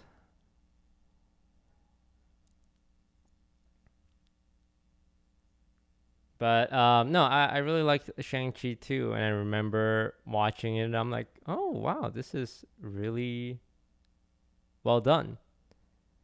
And I want to be in Shang-Chi too. And that's a running joke in my community about it. And a lot of people would ask me, Toast, are you actually being serious? Do you actually want to be in Shang-Chi too? Because you have to take actions to make it happen, right? You have to like maybe learn how to act a little bit. And the idea of acting is so scary because I don't want to be like, I don't know, Logan Paul with his own movie or Addison Rae with her own movie. Because I'll be honest, I saw some of that and it's like, oh, I don't want to make something like that where it's just like, hi, I am social media star and this is my movie. Um, I like what Harry Styles did, where he was in Dunkirk, directed by Christopher Nolan. Harry Styles, you know, guy from One Direction boy band. He wasn't like, I'm Harry Styles and this is my movie. All right. Now, I'm no Harry Styles. I'm just some dude who streams his life to the internet. But it would be nice to be able to do something beyond streaming one day that's still in the entertainment industry. Because the way I look at it is people think streamers are cool. Some people think TikTokers are cool, right? But if you see Will Smith and you see, I don't know, XQC walking down the street, who are you going to be more starstruck by? Right? XQC, number one, you know, English speaking Twitch streamer. You're going to be like, damn, Will Smith! I loved you in Wild Wild West. Can I take a picture? Right? If it's some regular Joe off the street, it's like, who is that? You know, Slender Man looking ass. XQC, I've told this story on the first offline TV podcast, but I saw XQC. I've met him before, but I saw him at the kickball thing. Super fucking nice. Came up to us and introduced, said, hey. And it's always so weird because he's so nice in person. And honestly, he's pretty nice sometimes on the internet. But like when it comes to internet stuff and you don't see the person, I remember in Rust, I'm like, oh god, if I see XQC in Rust and I got an Yoka pistol, I'm gonna blast his fucking face off. And then you meet him in person, it's like, shake his hand and say, hey, how's it going, man? It's that SpongeBob meme of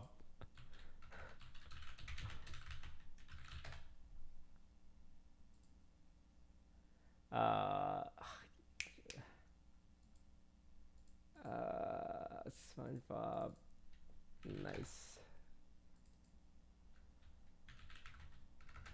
Oh, what's that one? I don't know. Oh, it's this one. It's this one. It's like this meme. Like the right one is streamers on on the internet, and the left one is streamers in person. I think when you're just like on the internet and you're gaming and you don't see the other person and you don't really know, you don't realize they're human beings, and all at the same time there's like thousands of viewers in chat egging everyone on. It's like, fight, fight, fight. This guy's stream sniping. He called you a little bitch. Hi, you little dumbass cuck. I can't believe you died to him. Like when you have all this yelled at you, it's like, no, I'm not a little bitch. This guy is streaming. You know what? Fuck this guy. I'm gonna beat his ass up. And then you meet them in person. It's like, oh, hey man, how's it going? All right, let's go play some kickball.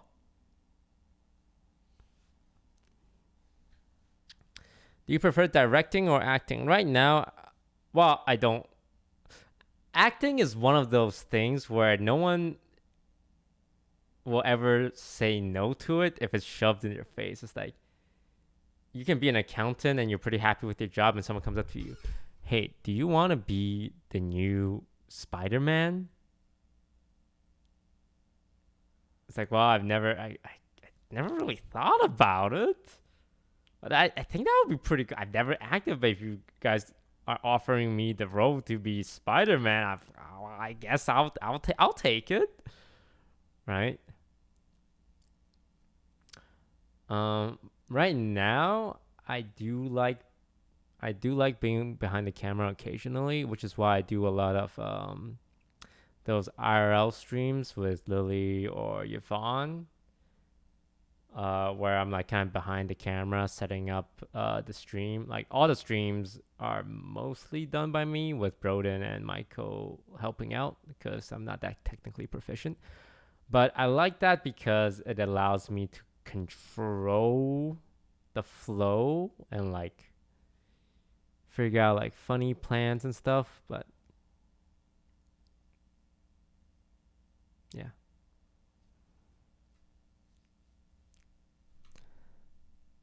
Did you reach out to Saikuno to make sure he got home safe from EDC? He's 30 fucking years old. He can handle himself. I'm not his mother. And yes, I did make sure because I hugged him goodbye when he took an Uber home.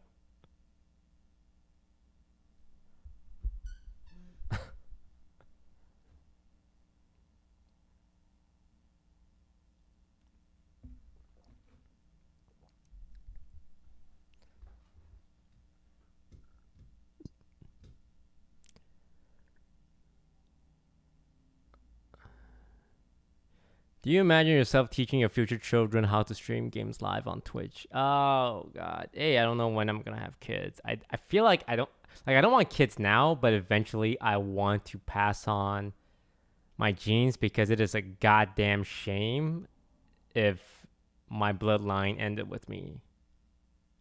Right? This is way too much IQ to just let it fizzle out.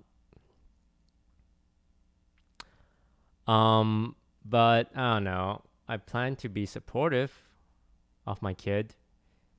He would, I don't know. Okay, like, so I'm not like wealthy, but you know, I am a semi-big streamer, and you guys know how much money semi-big streamers make.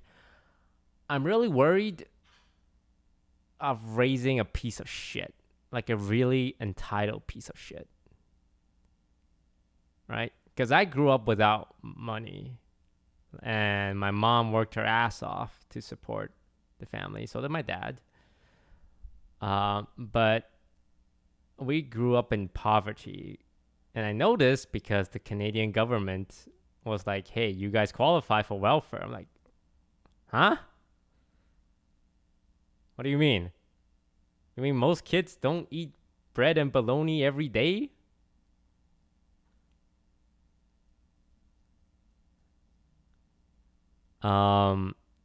So I like to think that did contribute in me having a relatively good head on my shoulder. But ideally, if and when I do have kids, I'm not living in poverty, and neither would they. But how do I make sure? Don't you think your desire to be so famous is a little self absorbed? Yes, it comes with the job. You don't get into the entertainment industry without liking attention. But yeah, I think about how do I raise my kid to not be a piece of shit, to have good values, to be very, you know, kind, but not to a point where they get taken advantage of, because they will get taken advantage of if they're too open, too kind, too trusting.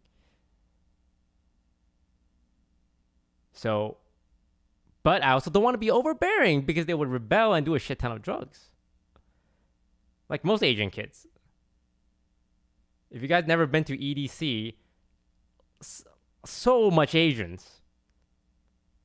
You got like Chinese Asian, like American born Asians, a disgusting amount of Asians. A lot of them wearing skimpy outfit and doing drugs. And I'm pretty sure it's because their family upbringing was so like restrictive. They went like once they're free, it's like party, party, party. So I don't want that for my kid.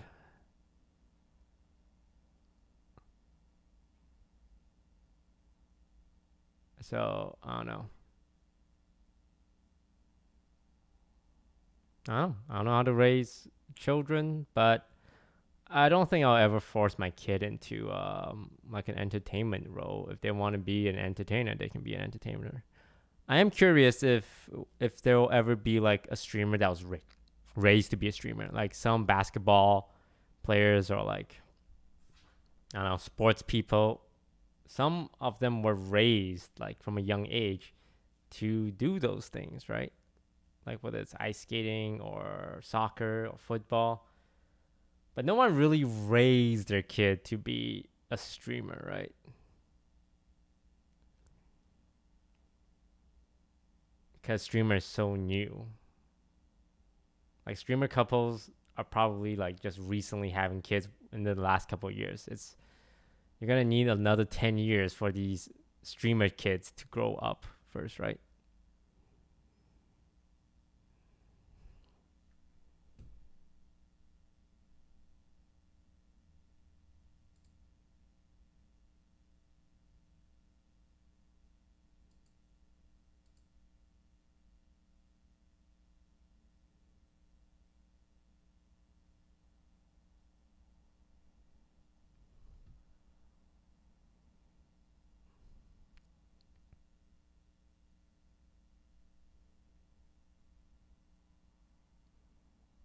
So I was going audition for a hype K-pop thing. I don't think I really match that culture. Right now, I'm going through a journey of self-discovery when it comes to fashion, but I don't want to be like, I don't know, street e-boy look.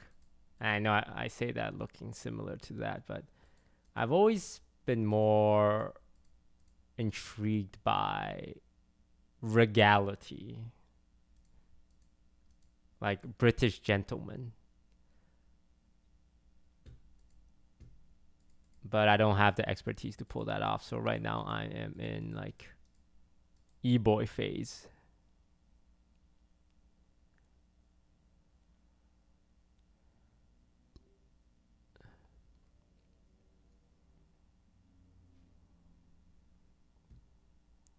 So, you ever thought about donating your genes if you don't have any spouses in the future? I know you can get paid for donating sperm, but I don't know if anyone would want my sperm. I think my problem is I'm on the shorter side. and we live in a very height-based world. Like some of the most, not just like attractiveness, like, oh, if you want to find a girlfriend, you should be a little taller, but even like positions of business, like of power, I would say they tend to trend taller than the average population, like CEOs, right?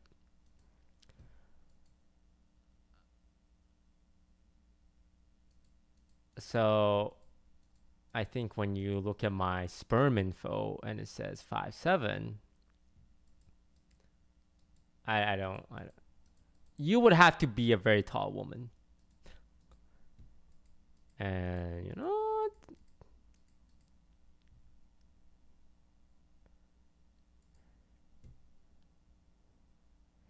Jeff Bezos. Well, Jeff Bezos made his own fucking fortune, man. Do you care how tall someone is when he created Amazon and has $1 trillion? Toast. Lil Uzi Vert is 5'3". Thank you. Thank you for that one specific example of a person out of thousands. You poked a hole in my theory. Holy shit. One case out of hundreds? You are right. People don't like tall people. Society is wrong. Being tall is actually has no advantage. This is why I hate talking on the internet. When you talk in generalities that applies to 90% of cases, you get some dumb fuck who will say, well, actually, I know this one case that doesn't fit your theory, so, you're wrong.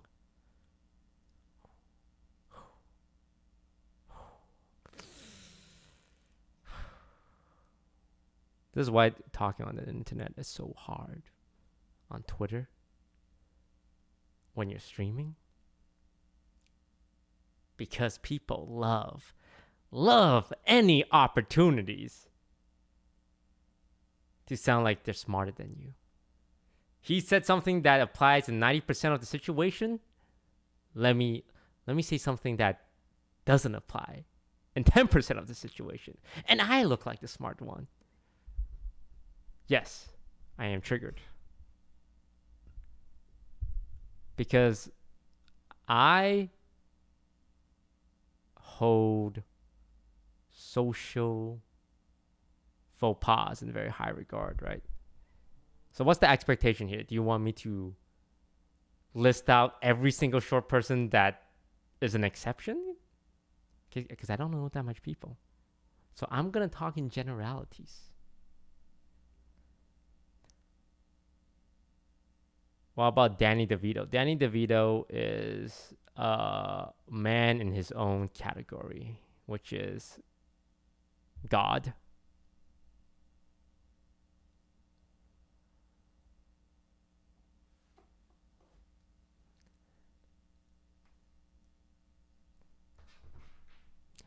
Hang on, Pokimane is talking to me.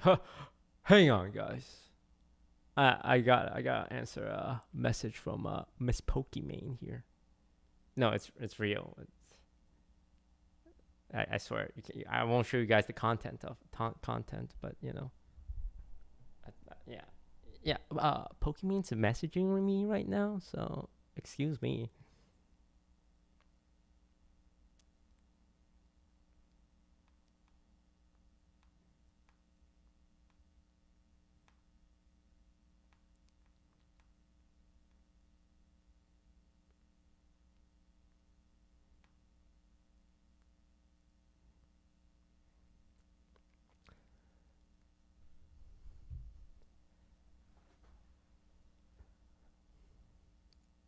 Where'd you get your earrings from? Amazon.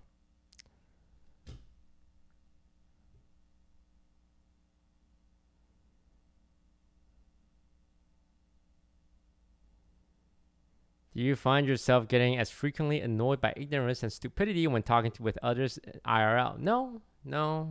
IRL, I'm very nice. Also, one thing in real life, I'm actually very quiet, and it's something that people occasionally will mention to me.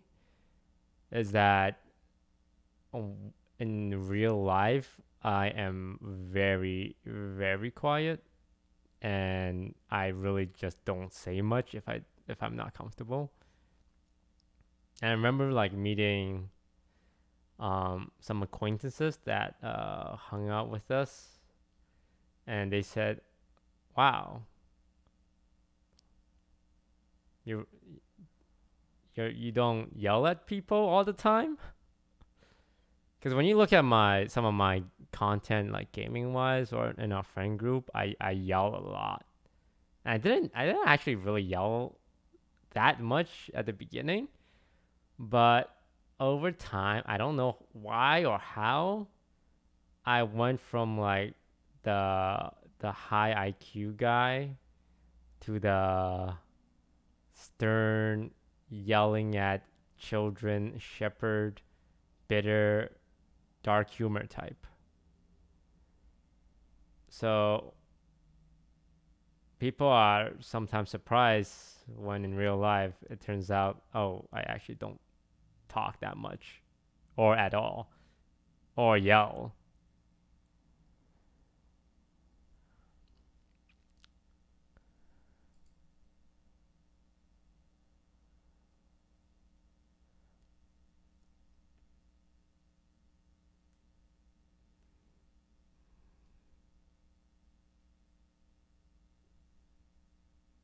Right.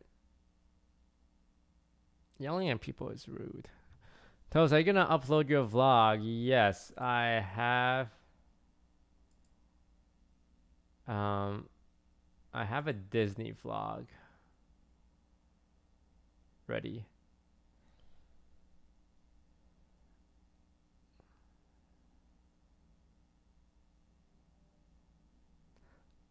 But I need to do the thumbnail first. So I'll upload that whenever.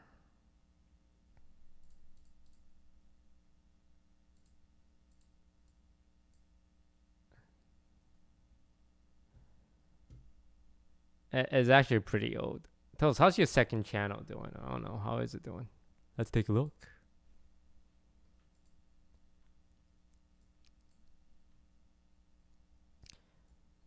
Toast, do you like the side menu? I think they're pretty cool. I've told this fun fact before, but KSI played a Flash game I made in high school, and it got like millions of views.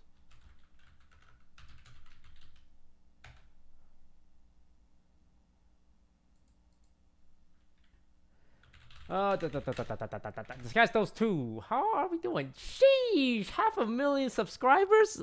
We might hit 1,000,000 next year. That's crazy. This is my second channel. It's got 500,000 subs already.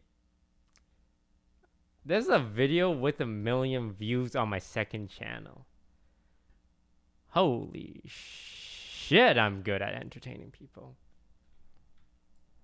Not to flex, but I think when it comes to streamers, I have one of the most popping YouTube channel.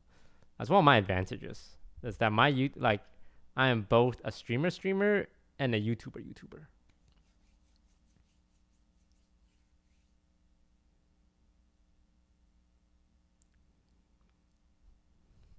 Do you miss role playing on GTA?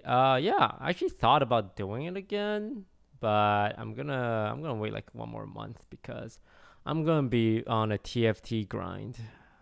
I'm gonna try and actually hit Challenger for the TFT set, which is gonna take a lot of time.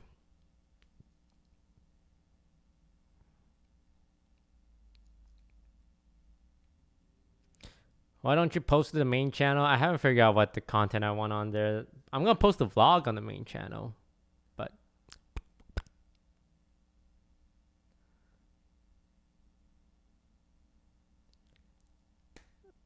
we'll get to that when we get to that.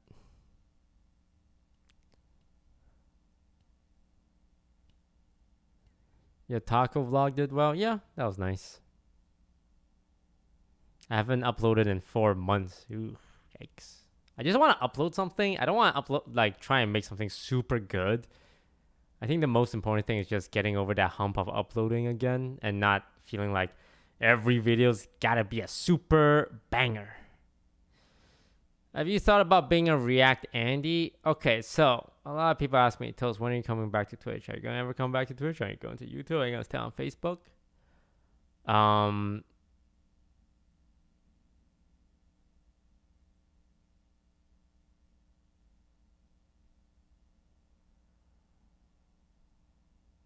Hang on.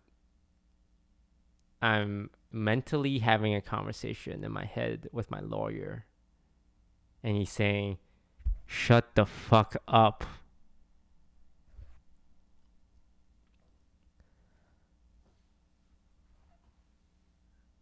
But, shut up, Toast. Shut up. But, you know, I think it's normal to think about that. Like, I even think about what my life would have been like if I was on Twitch when Among Us happened. Right? Because I think, like, it's like Doctor Strange, Time Stone, 1.4 billion possibilities. And one of them's the right one, which, by the way, is such bullshit. So, really? That we were living in the one that was the 1 in a billion? Are you serious? But even now, I was just like, okay, well, what would it be like if I was like on Twitch grinding, right? But I can't. It's hard for me to be a React Andy. I'm not good at reacting. I like giving my takes. I like thinking about, social dynamics, but I don't like reacting. You give me a video, I'm gonna be like, haha, that was funny. But like, I like gaming the most, right? Most of my achievements have been around gaming. Even my most popular clip ever is a PUBG fail, which is kind of weird. We gotta look at it every time we talk about it. We gotta look at it. Oh,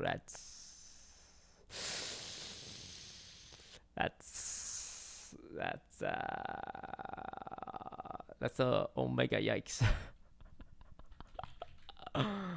It's okay. We're on good terms now. I can joke about that.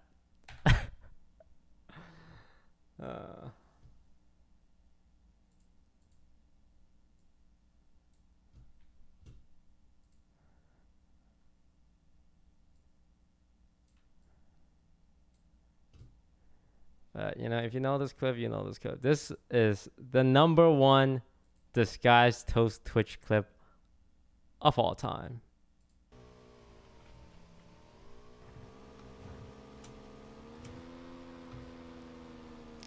Hey Google, play Highway to Hell. Highway to Hell by AC/DC. Sure. Playing on Spotify.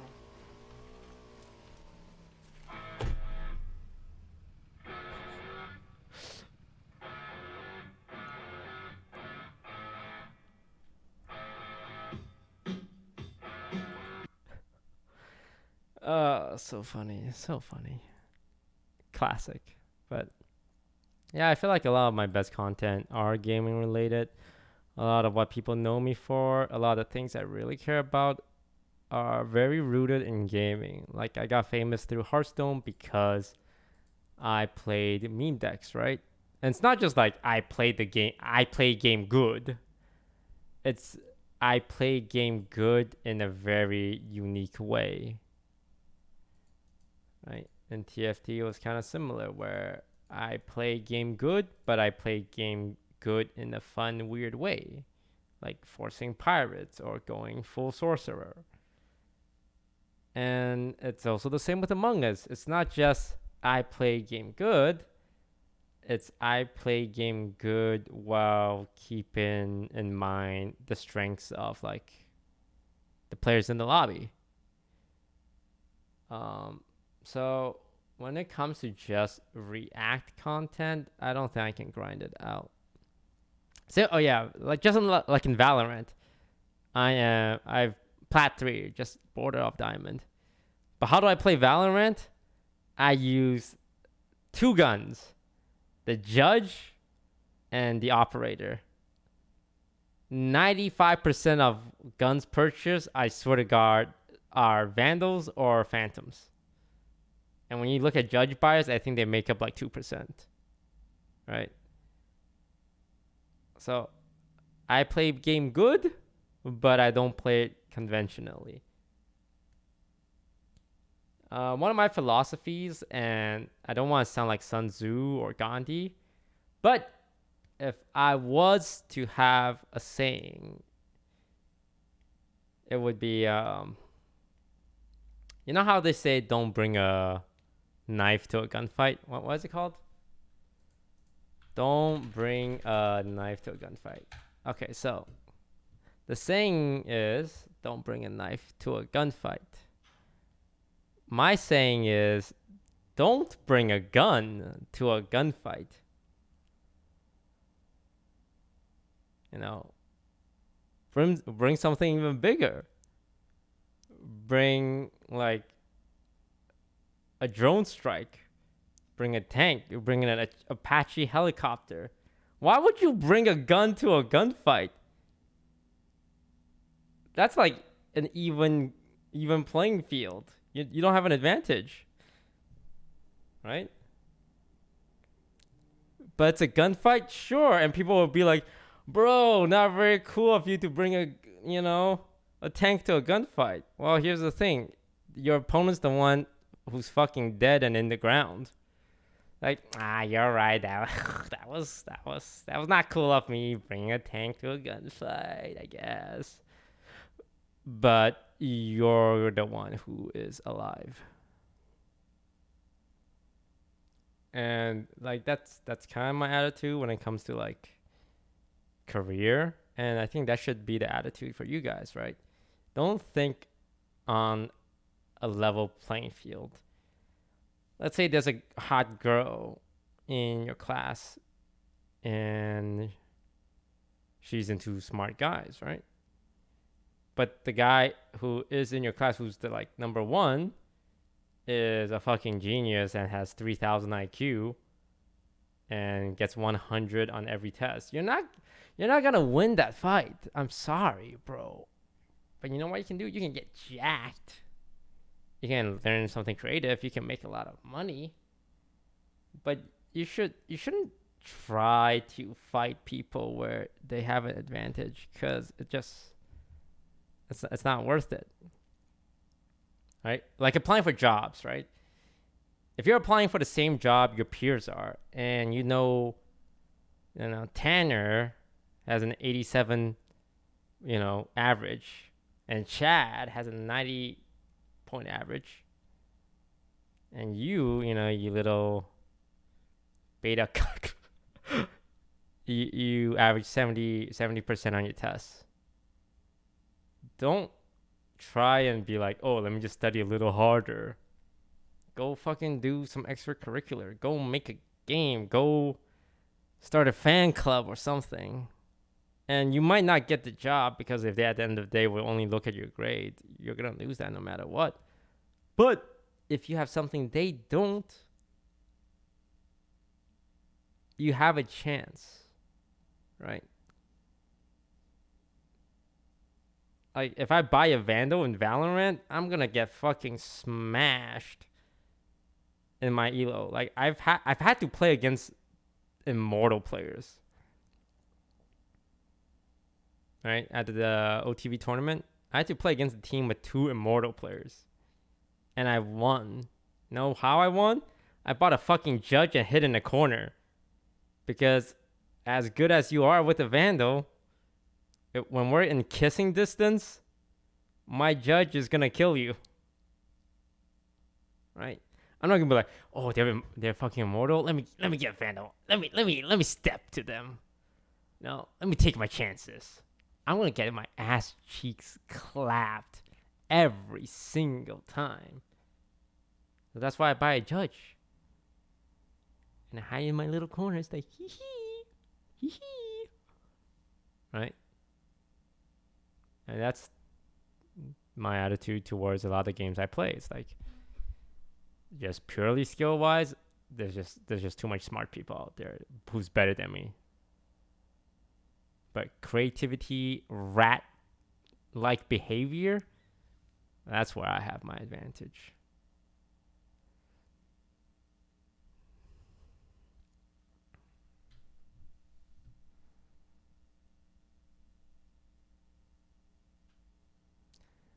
Would you consider getting Tina to join you in GTA RP after the TFT era? Tina is having a great time on the Dream SMP. And, you know, I don't have a daughter, but, you know, if I did, I would want her to turn out like Tina. Is that weird? It's not a weird thing to say, right?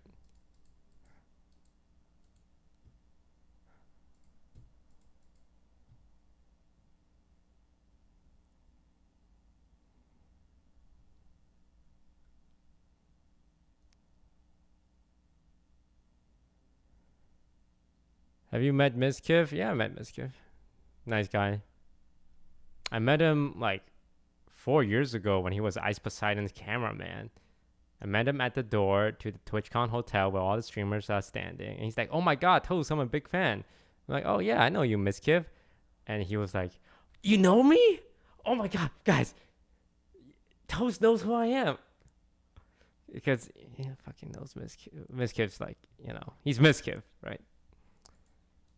But I met him the other day when he came over to play Super Smash.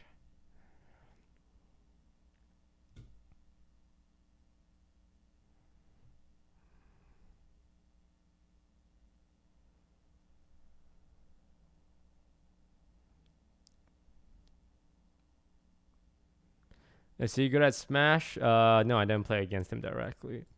I did play against Russell, and he clapped my cheeks. It was pretty close though, but he beat me.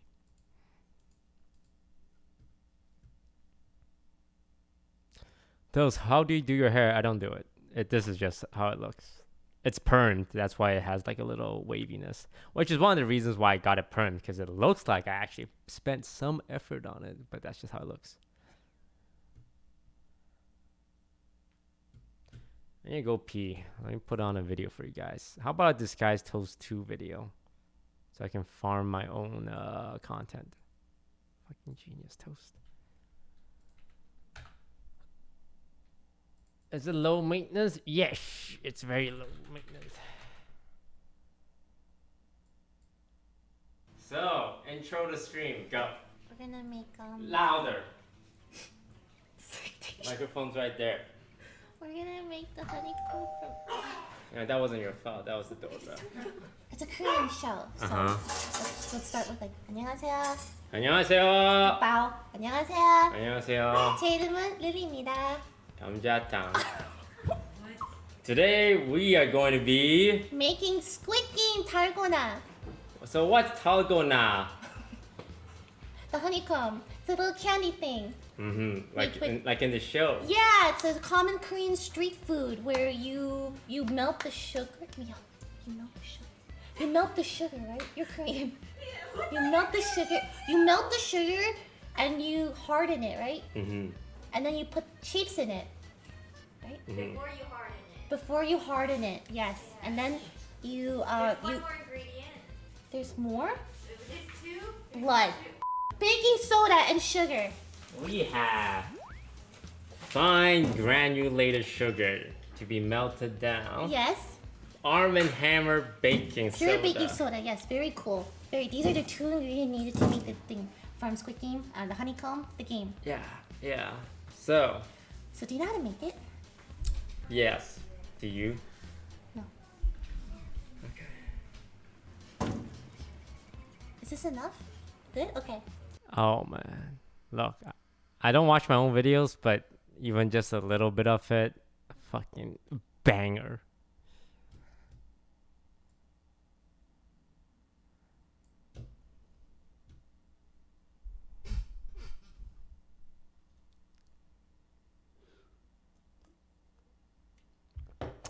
What do people do on Twitch when they do just chatting? Like, they react, right? They do tier lists.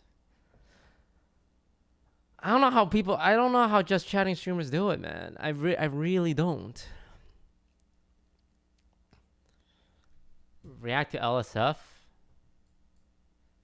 But isn't it more organic to get like LSF content because you're doing something interesting and not necessarily because you're browsing LSF, therefore sending a lot of your audience to LSF to then like talk about your content and then have your audience just be such a big part of LSF that everything revolving around you gets upvoted, and when someone you don't know gets content on there, you go to the comment section and type who Omega lol. Sorry, I only know XQC and Miskiv. Who is this guy?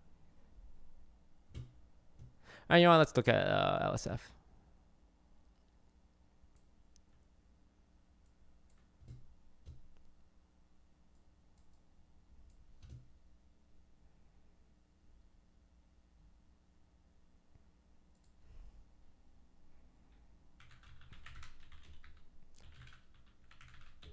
No, I can't do it. I can't. I'm sorry.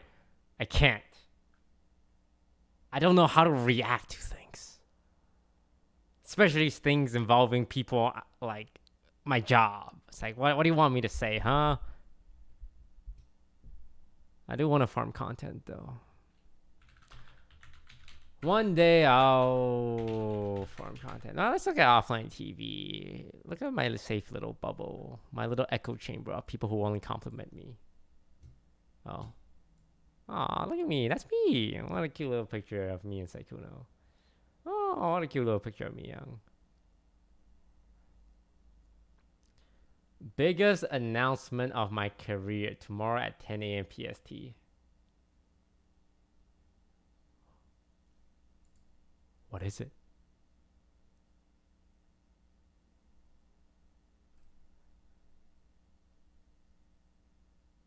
What is it?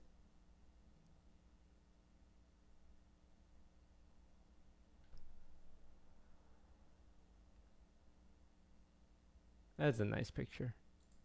I like it because I am definitely the main character of this anime. Man, I wish I looked like that. Toes, do you actually know? No, I don't.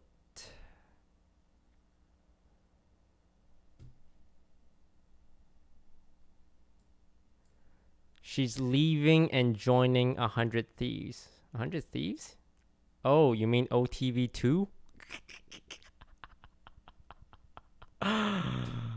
Ooh. Whew.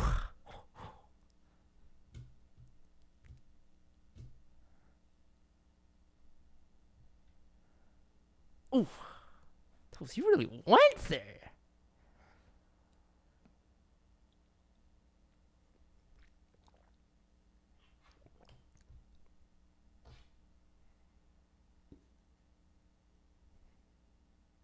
No TV Ludwig sense. I think Ludwig's too much of a social butterfly to be held down by the constraints of a commitment.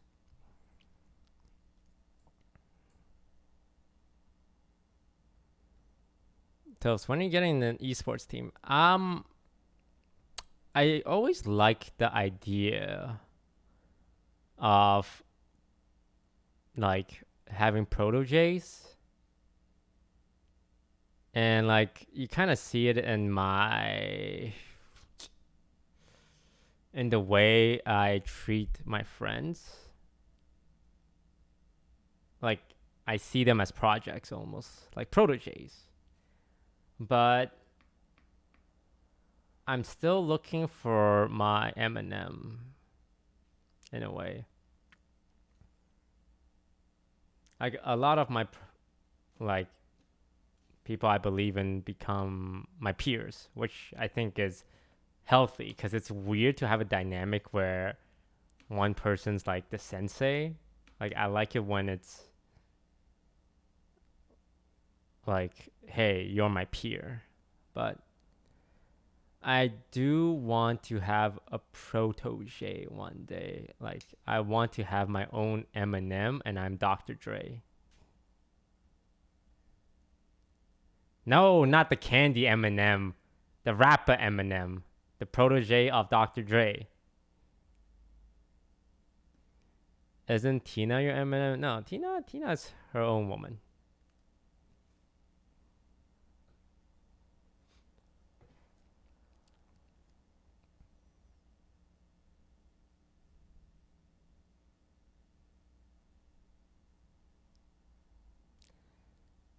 Uh there are people I think are funny and successful, and I don't have plans to get involved with them. Like there's this one Valorant streamer called Som, and I came across some of his content, and I thought he was really entertaining and skilled, and has like bigger potential than just being like a Valorant player, right?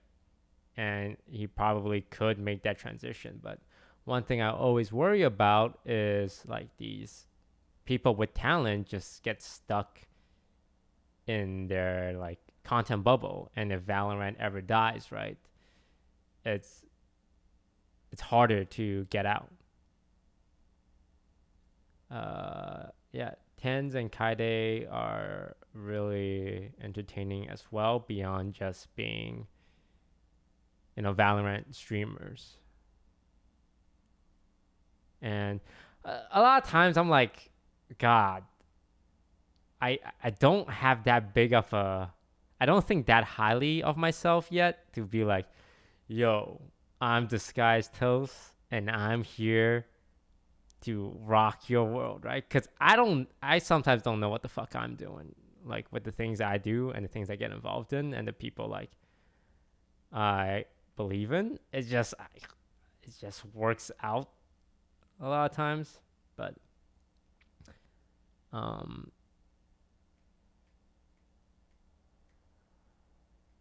I hate wasting good talent. One thing I love about streaming is that it is very much a doggy dog world. You know that saying, doggy dog world? Like there's no mercy, there's no pity. It's just, are you entertaining? Or if you are, we'll watch you. If you're not, enjoy 0 viewers, bitch.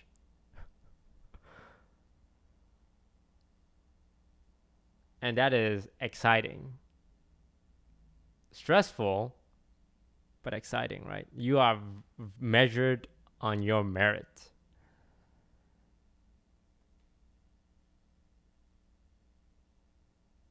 Right? Like if I was to ever become irrelevant, it would be because I couldn't keep up. Right? I couldn't adapt to new games or new meta. It would be my own fault. Like it wouldn't be like something out of my control. Or it would be because I sent dirty pics to some girl, which I have never done before, because I'm afraid that they would leak it and you guys will realize I actually do have a 4-inch penis. And that's why I always say I have a 4-inch penis, so that if it ever happens, you guys can't say, oh my God, you'll have a 4-inch penis. It's like, what do you expect? I told you.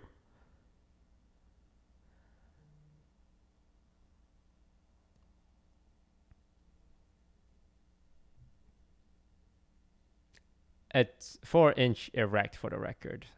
I know some of you like, wow, that's pretty big for just like, flaccid. It's like, no. That's the max, bro.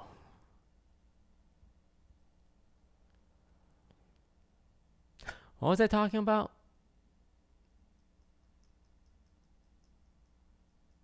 Oh yeah, protoges. Oh yeah. Yeah, one day I would like to have my Eminem. But I think I need to be older, because right now it's weird to be like someone's mentor when our age is like within 5 years. Like I would like a 7 year age gap between me and my protege. Right.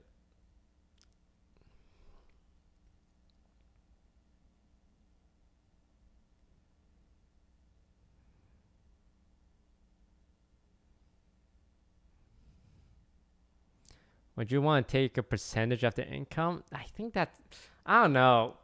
It's it's not. I don't want to take their income because it's not gonna be enough to make a difference. Like, oh, nice, I get a 20% of their like I don't know, 50K a year salary. That's $10,000. Yippee!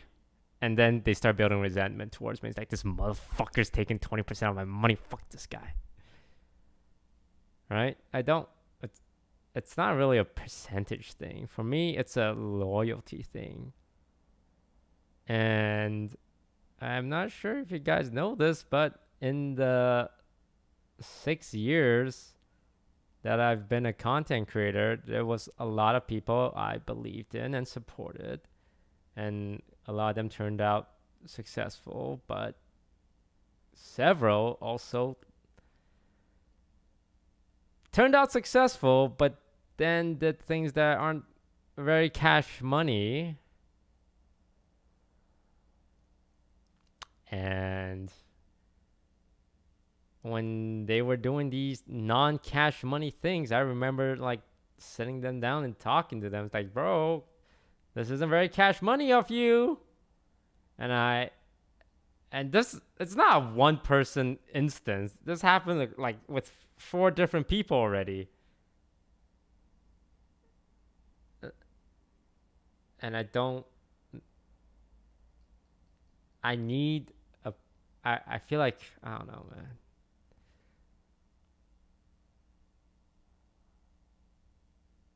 I don't know. But yes, I do want to one day have a protege that will trust me and listen to me and become bigger than me and thank me when they're receiving their streamer of the year award, right? Like, that would be fucking awesome. Not being streamer of the year, but being thanked by the streamer of the year one day. That would be very fulfilling.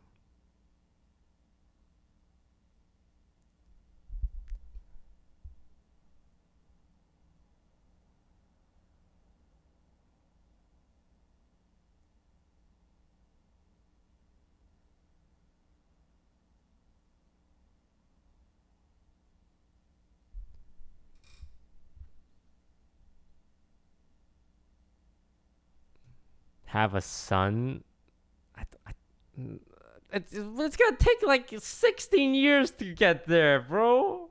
I don't have time to put in 16 years to raise a child, to turn them into a streamer, for them to win Streamer of the Year award, just for them to say, thanks, Dad.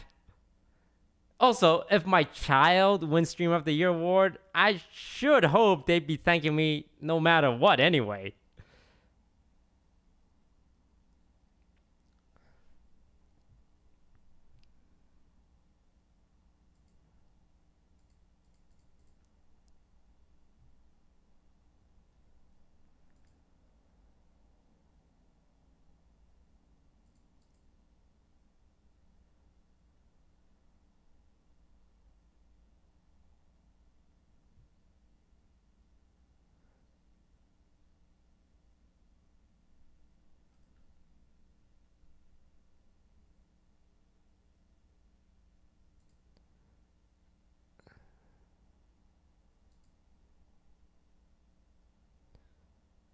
Oh, okay. This new viewer chatting thing is pretty neat. I like it. Hello, Clyte2016. Hello, Punk Testerio. Hello, Destiny Dreamer. See, now that you guys saw me talk to new chatters, all the new chatters in chat will now type. thereby creating engagement, thereby developing parasocial relationship, thereby buying my merch when it comes out in like, I don't know, 2 or 3 months.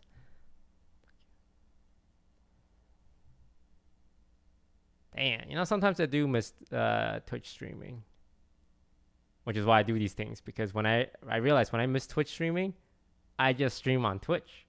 And when I want to game, I just game on Facebook. And I want to upload YouTube video, I just upload on YouTube.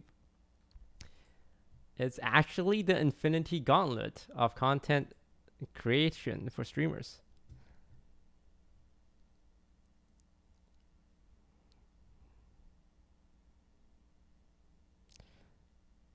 What do you think about Moist Critical? I love Charlie. Love his content. But, you know, if you guys are going to ask me what I think about every single streamer, we'd be here a long time. All the streamers I met are nice. Well, except for a couple. Well, even the couples are nice to my face. The worst thing about streamers is that they do and say stupid shit because they do it for like a viewer, like content, or like getting a reaction out of their viewers. In person, everyone's nice.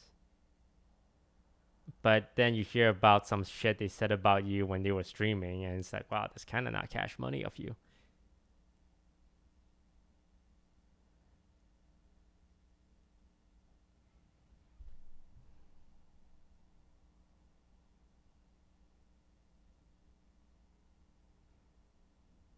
But everyone I met are always nice. I always found it very interesting that I have a bad relationship with like 80% of Hearthstone streamer, but a good relationship with everyone who's not a Hearthstone streamer. I think it's because I'm a very competitive person, and streaming is so competitive, I convince myself to hate my Hearthstone competitors so that I could destroy them.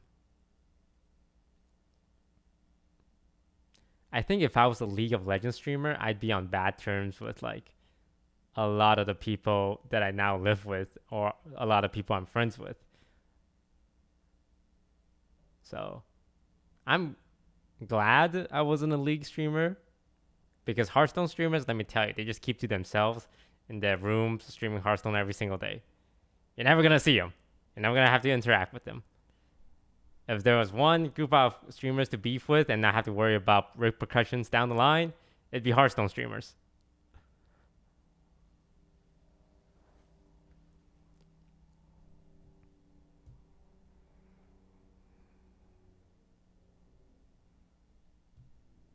Toast, isn't Hafu a Hearthstone streamer? Yeah, that's why I said I hate 80% of Hearthstone streamers.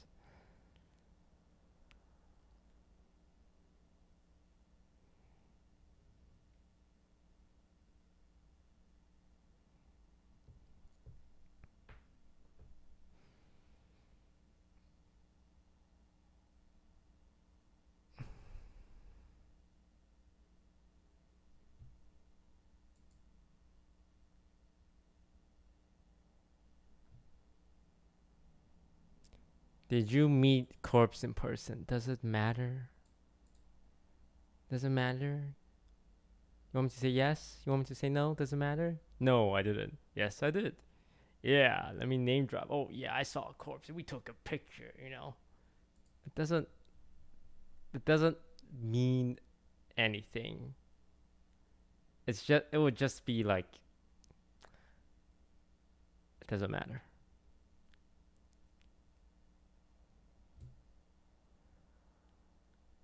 Especially with Corpse, who likes to keep, you know, his anonymity, right?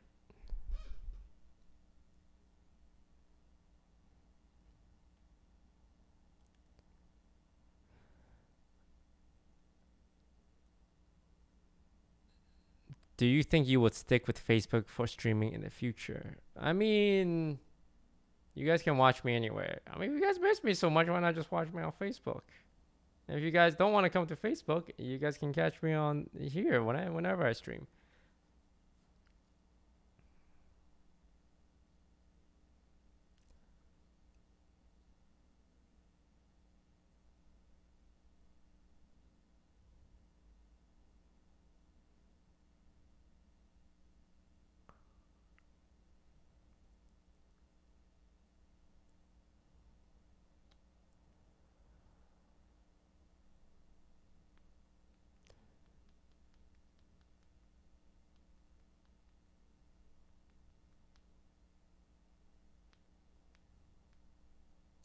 Did you attend EDC on all days? No, I only went the first day.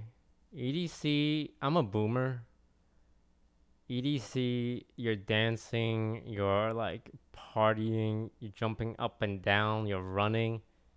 I can only do that one day. And even one day was like, it took so much out of me. Some people went 3 days, and those people are the Zoomers. Or people who really like to party.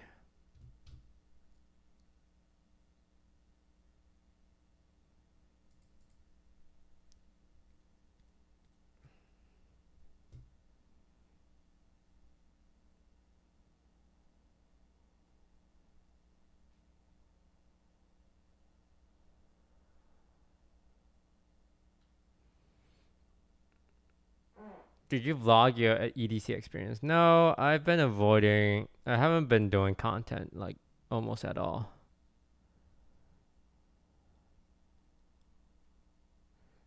Wait, you guys heard my fart? Really? You guys got good ears because I let it rip. Was I actually gonna stream for 12 hours? No, actually, probably just go for like a couple more hours. Maybe I'll play some TFT after. I really need to not sleep. Because if I sleep, I'm going to wake up at 10 p.m. And my sleeping schedule is going to flip 180.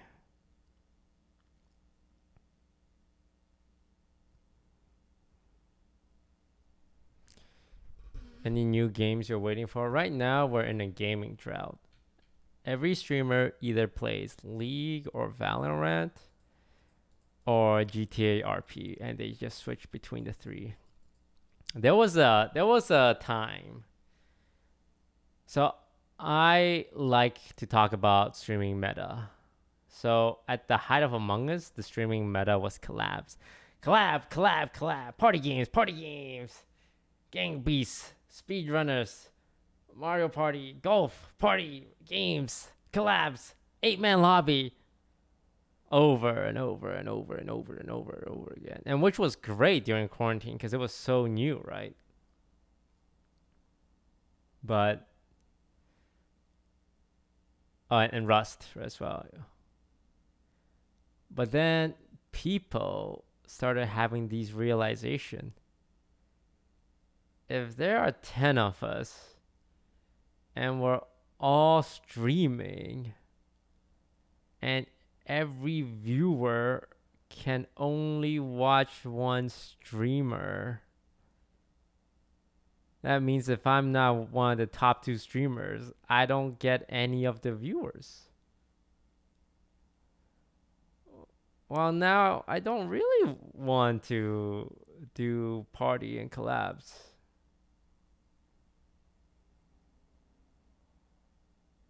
Right?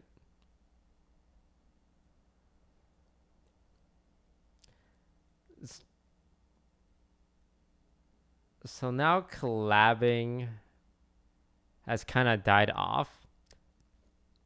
Also, my problem with like big collab lobbies is that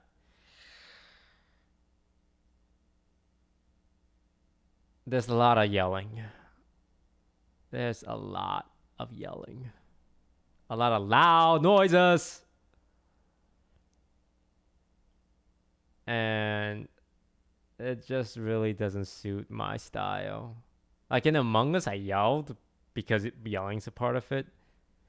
But sometimes when we just play like regular party games, I swear there's so much unnecessary loud noises because we've been conditioned, and because like, you know, chat reacts like, if I talk loud, I sound funny and smart. And chat is typing a lot, which means they like it, so I'm gonna keep doing it.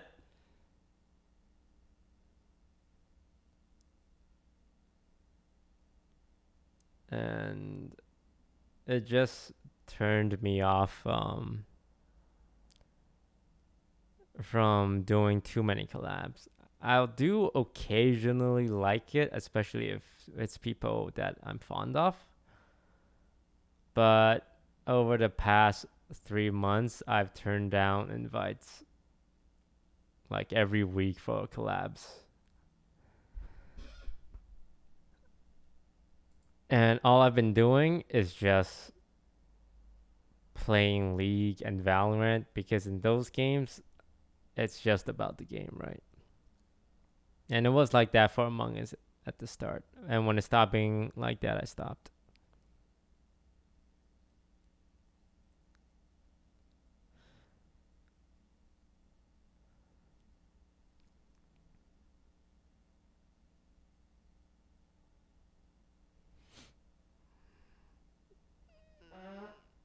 Did you hear that? Did you guys hear that?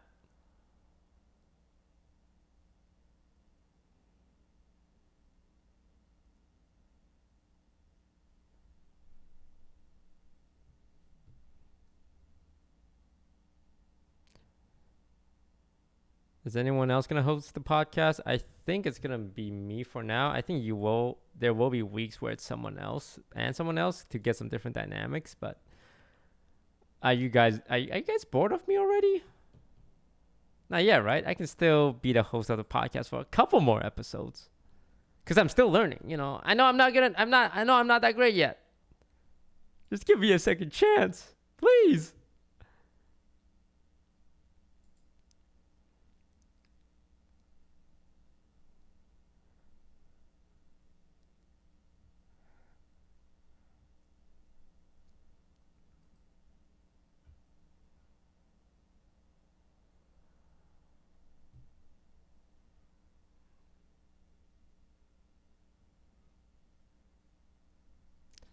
Will there be more than 2 people on the podcast? Yes.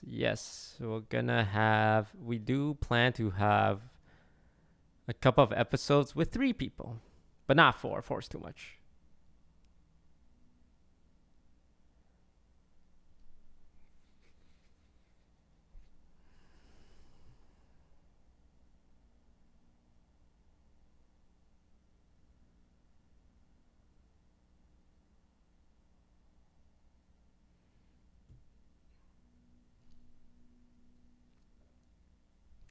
Broden's not person. Yeah, Broden's not person. He's production. We don't treat production people,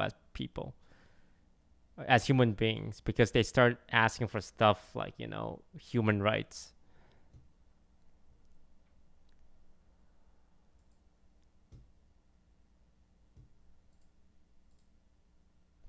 And we cannot have that.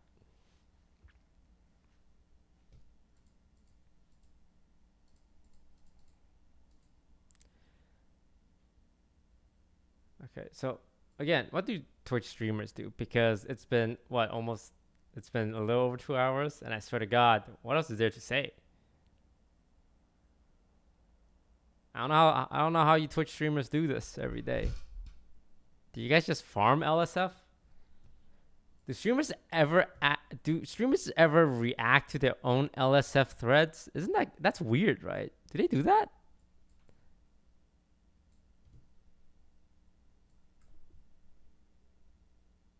Like, what's the advantage? Do they talk about the thread and the comments? Like, do they look at it and see a comment they don't like and then respond to it? And because they're like streaming 2,000 of audience, they're like, you get an echo chamber of yes men. It's like, yeah, that guy's stupid, haha. Or do they explain? Oh well, there seems to be a misconception here.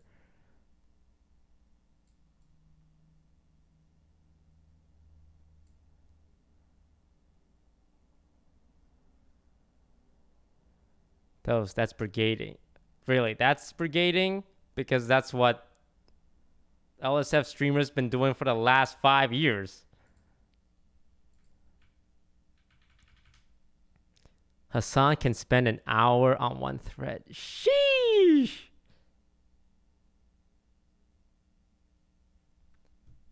Okay, so is the play to wait, hang on.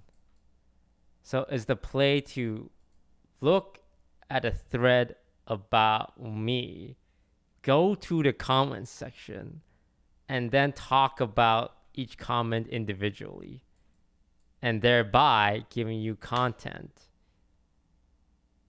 and also creating more content and more threads, which then gives you more content because you can then react to those threads.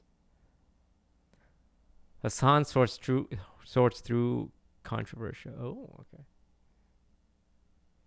Toes on Valkyrie drama. Oh man, this guy might have some hot takes.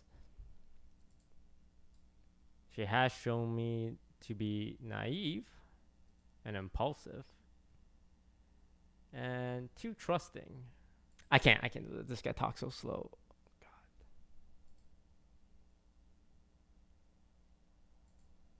Do sort by controversial. Somehow they are still manipulating the situation to position Ray as the victim. Considering she spent her entire thing on, I don't think this is a good move. What is he talking about? They are manipulating the situation to... Wait, who's they? Me? Me? I did that? But when I said her impulsiveness and naivety does not absolve her of her responsibility as a content creator. Was that me positioning her as a victim? Or me saying she's responsible for what she did?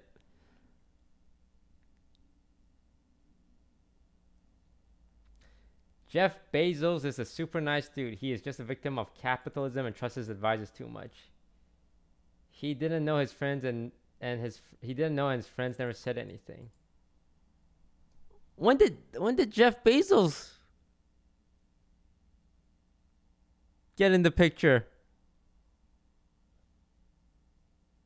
Where did he come from?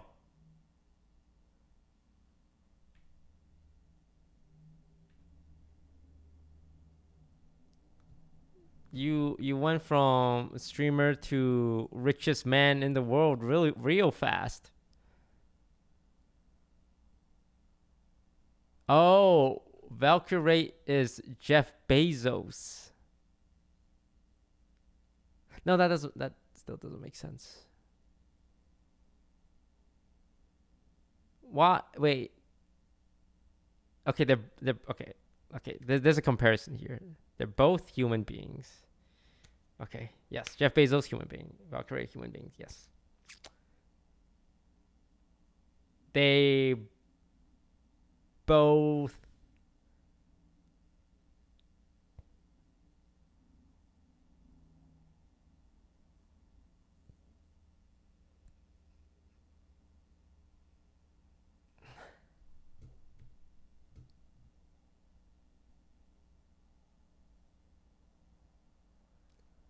As a CEO of a company, you are responsible. Ray walked into fringe science. That's 100% on her.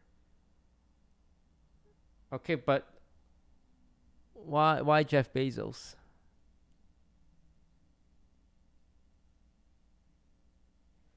Off topic, but toast like this looks like a Korean auntie, not gonna lie.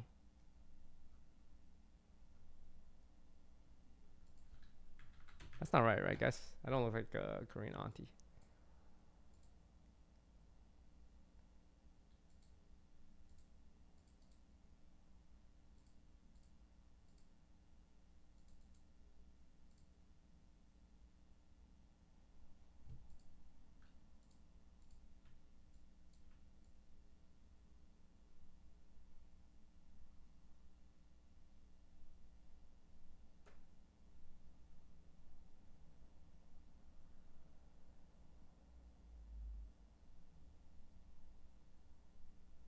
And you guys were right. There are some funny ass comments on LSF threads.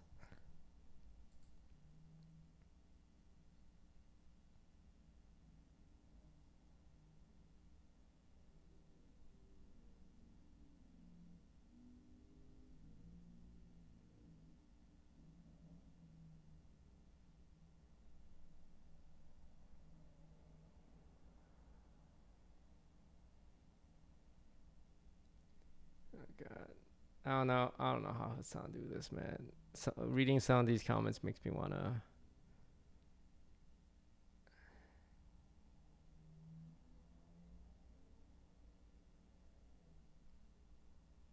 Yeah, I feel like a lot of these comments seem to know more about streamer lives and relationship and business situations more than me. And I'm someone who, you know, been doing this for 7 years, knows all of the top streamers and their business, all the deals that's happening, the relationships, the dynamics. But somehow, an LSF Redditor has more insight than me into the inner machinations of, you know, anything streamer related.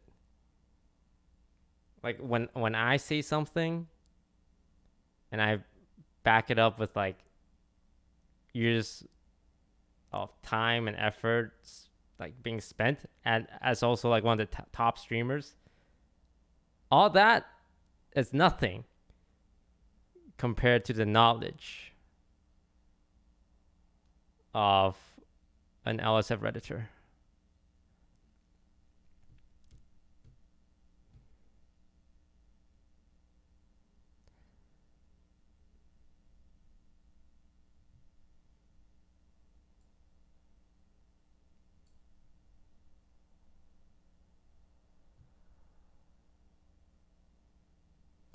I think one of the comments. There was something I want to touch upon that I think is pretty good conversation. I forgot who it was, but I saw some streamers discussing streamers defending other streamers. And I'm not going to use any specific examples. I know it kind of relates to all the situations at hand, but I do think that's an interesting point to raise when it comes to like, because I see this comment a lot. I check Reddit way too fucking much now that I don't check Twitter. And one common thing is streamers will suck each other off on Twitter and, have a echo chamber or like, where I don't know how it was phrased, but I don't think it's entirely wrong. What's the word? What's the definition of sycophancy? Sycophant?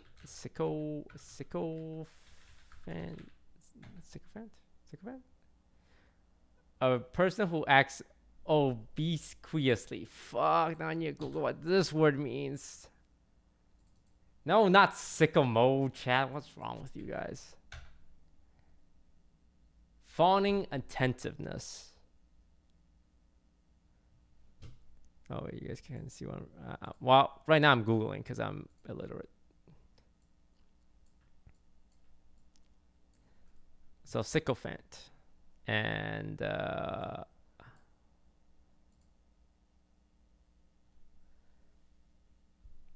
obsequiously, which is fawning attention. I think one example people use is yas queening.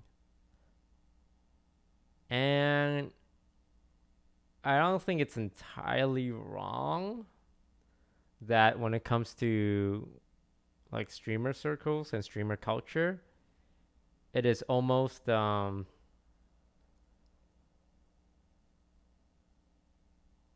expected to be very supportive. And I think especially for the girls, for the guys don't really do that.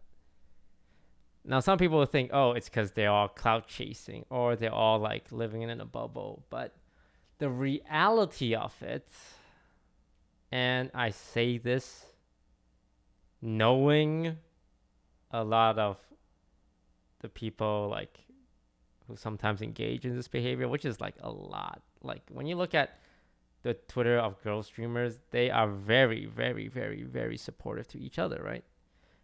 And a lot of people are like, oh, it's because they're clout chasing or they're protecting their own. But it's more, the reality of it is because when it, like,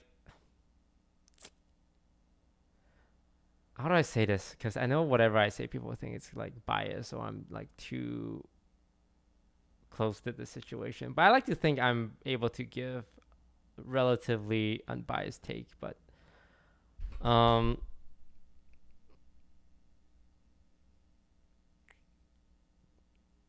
because girls deal with a lot of shit from like creeps, and they do. When you look at the way female streamers, when they're just playing Valorant and a girl talks, let's be real. A lot of time, there's a reason why girls don't use voice chat, right? And we've seen clips of it. It's because the instant response from the incels, and not all, like a lot of times, sometimes it just be normal dudes, but someone can do a study on it, but the reason why girls don't like to use mic is because, oh my god, is that a girl? You either get someone who's like really toxic and start making like really sexist comments, or you get like sometimes the opposite where people are too focused, like, oh wow, you're really good for a girl. Yeah, you want dual Q sometime? Right? Like when you're on the internet, and especially when you're a girl streamer, you get so much like hurdles you have to go through just because you're a girl. It kind of creates this culture where like girls are very supportive to one another because they understand that, you know, you deal with a lot of shit, right? But sometimes it also reaches a point where it's almost expected to be very, very like outpouring with like, yes, queen, love you. And like guys don't go through that. And it's not necessarily, it's not really a clout thing. It's more just, hey, you know, they just want to be overly supportive. And when stuff goes down, just like, let's say you're good friends with a person, right? And they do something wrong and you don't publicly call them out on it. People will give you shit for that. It's like, hey, why are you so fake, huh? They fucked up. Why aren't you calling them out? But this is a human relationship, right?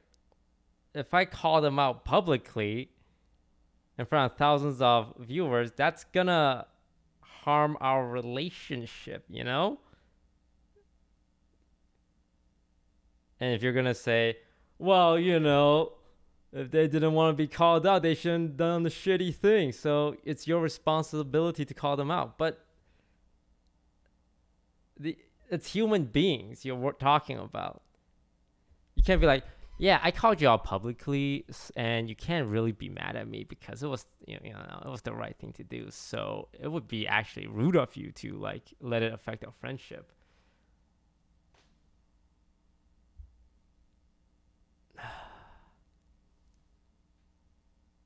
Like privately, people are saying things like, hey, blah, blah, blah, blah, blah, blah, blah. But I don't really know what's my point. I honestly, like, it is hard when you have this culture where you're expected to be supportive, but when it goes the other way, people also expect you to shit on like other streamers, and like when you don't, they label you as like fake or whatever. But just like any human beings, it's not always as simple as person A did something bad, person B must say something publicly to the entire world.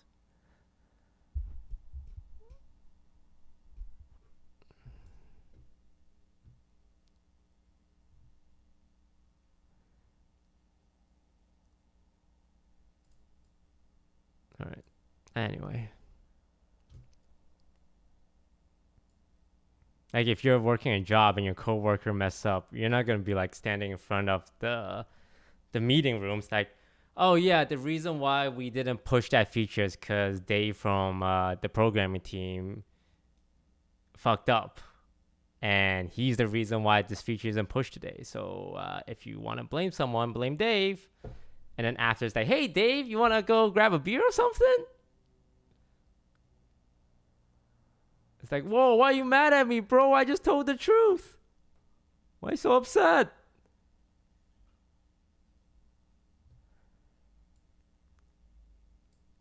I only spoke the truth. You shouldn't be mad at me. It's like, well, yeah, you can hide behind, you can use that defense, but you're not going to expect Dave to take it easy, to be happy about it, right? And I'm sure it does happen in actual workspace. And when it does happen, the Daves of the world are going to be like, yo, bro, yeah, I know I messed up, but that wasn't really cool of you to just shit on me in front of all our coworkers, right?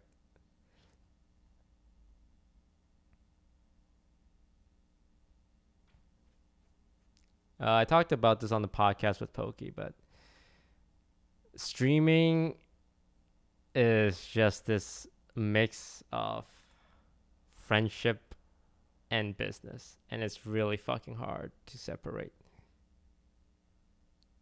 because you work with your friends and your friends with your work,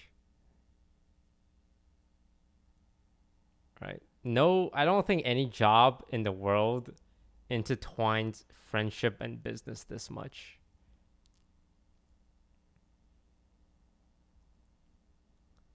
It's fucking weird. And there's nothing to compare it to.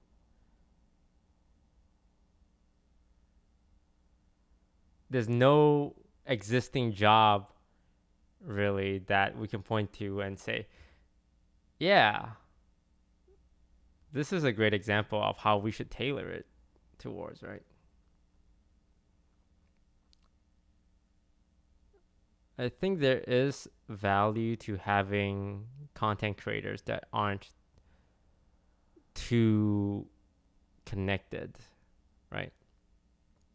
I really like Destiny. I really like Daft because they don't let they don't have that, they're not too integrated in any single group, right? So they're able to say things candidly. But of course, because of that, sometimes they rub people the wrong way, especially Destiny. God knows Destiny rubs a lot of people the wrong way.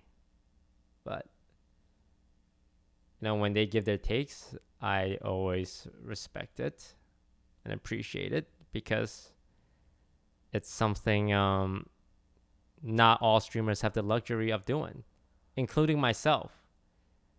Like, I claim to be transparent and unbiased, but you guys have to understand I am very, very integrated in like a pretty big streamer group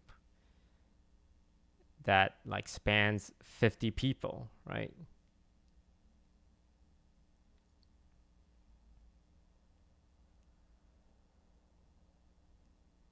If you think I can never just say my unfiltered thoughts. You know, I can be as honest as I can and avoid saying things that I probably shouldn't say. But I have to consider like my real life relationships on these things.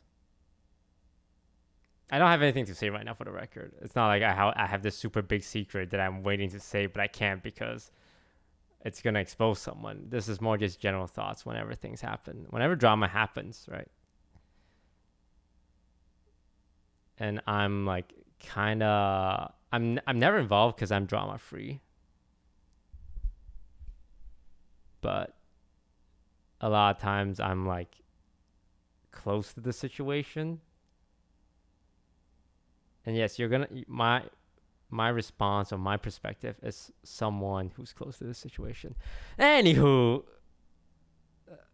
that's my rant that nobody asked for.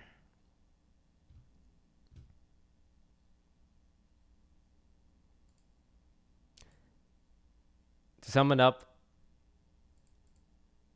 streamers, and I say this applies to 99% of streamers, even your real streamers who always is unfiltered and tells the truth and holds no BS, even those streamers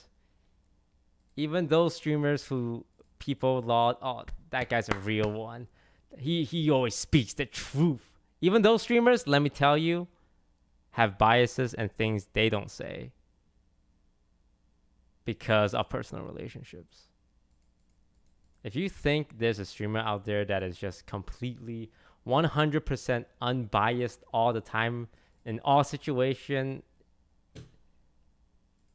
then I have a boat and a bridge to sell you. No, I don't think there's no human being that exists like that. But like this, let's say your mom gets canceled on Twitter. I don't know why your mom would get canceled on Twitter. Are you going to be like, yeah, my mom really fucked up there and she's kind of a bitch. Yeah, I said it. No. You're going to, at best, not say anything about your mama. And you're probably going to support your mama, right? Because she's your mama. And if you're someone who will go and say, yeah, you're right, my mom is a bitch and she deserves to be canceled, then you won't find too much people who would want to be your friend.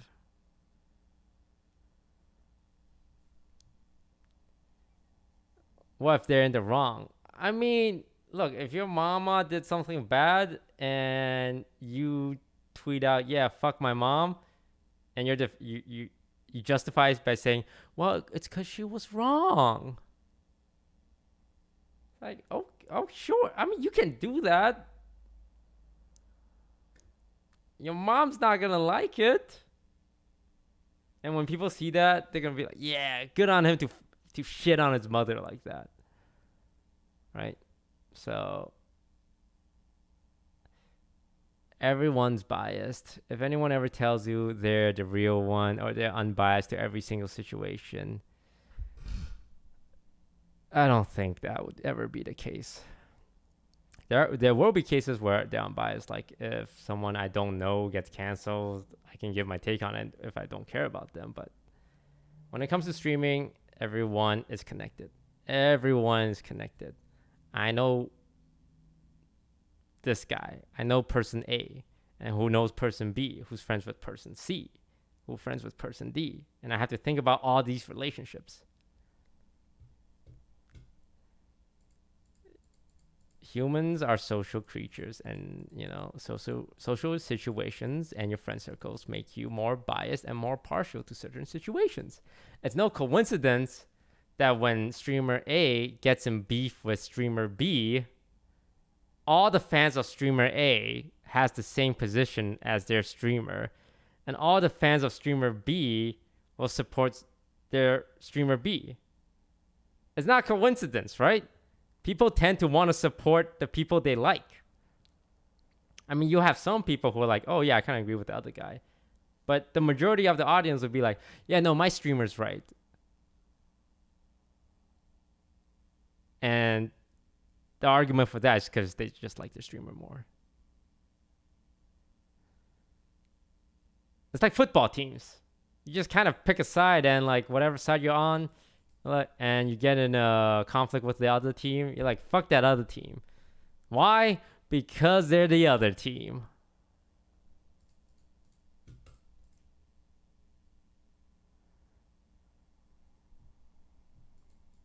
Well, do you have an actual reason to not like the other team? No. Nah. Fuck them.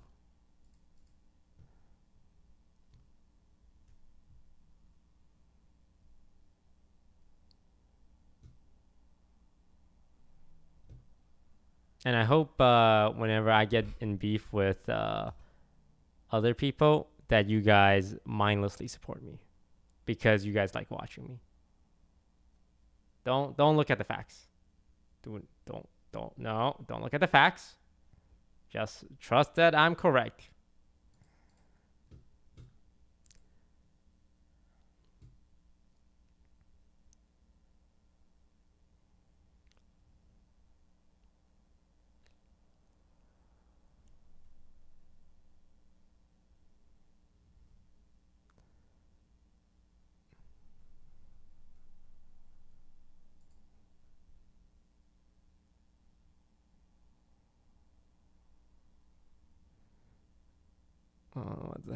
What advice could you give a small streamer on growing the audience? I think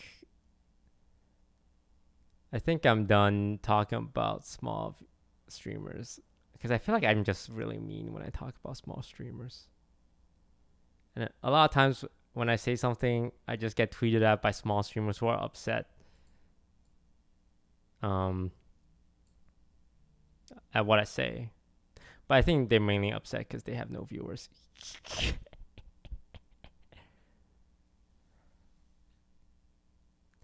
Tells you name drop Peter and Edison on the podcast. Were you able to resolve the situation without it affecting your friendship? Yeah. Yeah. Sometimes I take my role as the mean guy too seriously. Like I feel like I have to like step in when I really don't. Honestly, those situations I just felt like I had to say something, and looking back, it's like, I really have to say something. What was I saying? Small streamers. Yeah. Yeah, I really don't have much to say. Good luck with being a streamer.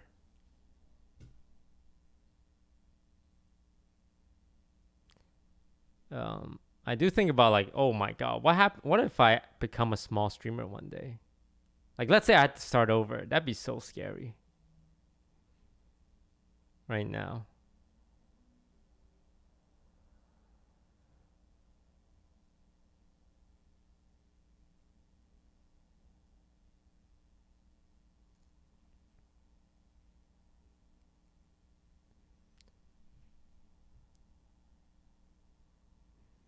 I do feel bad when small streamers spend a lot of money on their setup and still struggle with streaming and get depressed about it. And they don't know how to improve. But it's such a case-by-case basis. Right? Like, I wish I can keep people from doing that, but I also don't know like who would be successful and who wouldn't. Like, if XQC asked me, hey Toast, how do you become a big streamer? And I said, oh, it's too hard, don't do it. And then he never becomes a streamer. That would suck, right? But for every XQC, there's like 1,000 nobodies who spent thousands of dollars on a streaming setup and they never make it. Right? I don't want to tell you guys, hey, you know, it's a hard knock life, but One thing I always say is just figure out what your advantage is. If you don't have a presence anywhere and you start your Twitch stream, you're not gonna get any viewers, right? Like, you think about it, like why would people watch me? Ask yourself right now, if you're a small streamer, why would people watch me? Well, I'm like, I'm pretty funny, pretty funny. I'm pretty good at this game, right? Like, this I mean, there's a lot of funny people out there, even hot girls. Like, I know chat and like people like to meme that, oh, it's so easy to be a hot girl on Twitch, but if you really go through and look at all the girls in just chatting, there is actually a lot of hot girls with very little viewers. Like, streaming has become so mainstream, then just being hot is also at a point where it's not enough anymore. Like, a lot of girls are hot, yes, but there's a lot of unsuccessful hot girls who are streaming right now.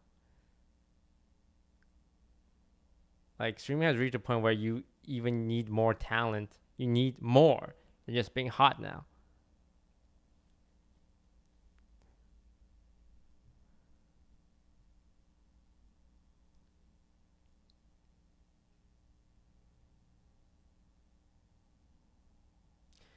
Those, will OTV have a Minecraft server anytime soon? No, I'm burnt out on big servers and like anything with longevity. I'm focusing on more just not trying to make big moves. I think after Among Us, everyone was trying to make big moves, big collabs, big announcement. But if I was to make a server, it would be very just like, oh yeah, we're gonna play Minecraft for like a few days, right?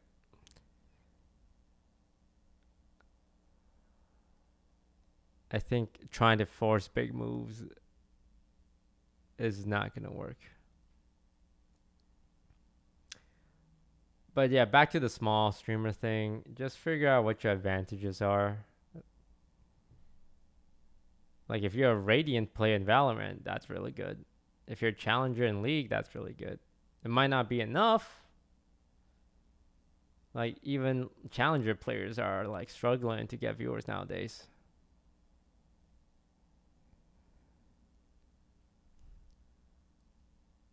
Yeah.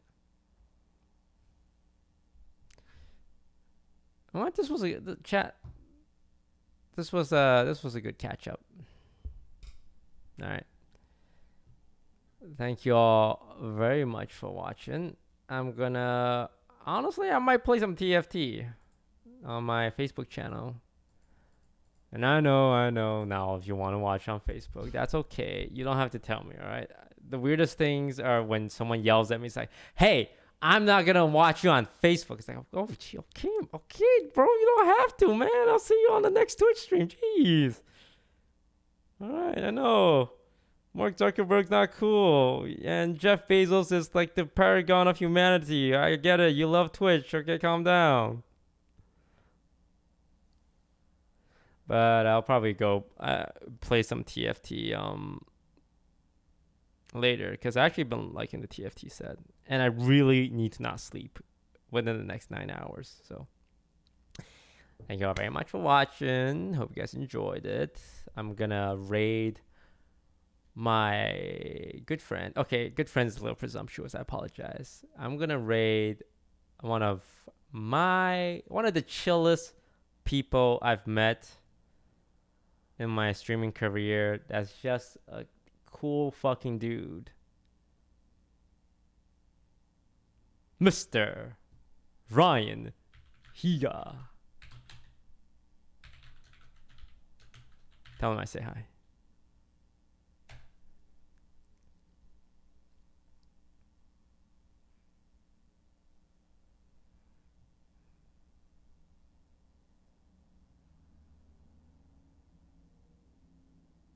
Is it like, can you guys see me? I don't use the rating function often.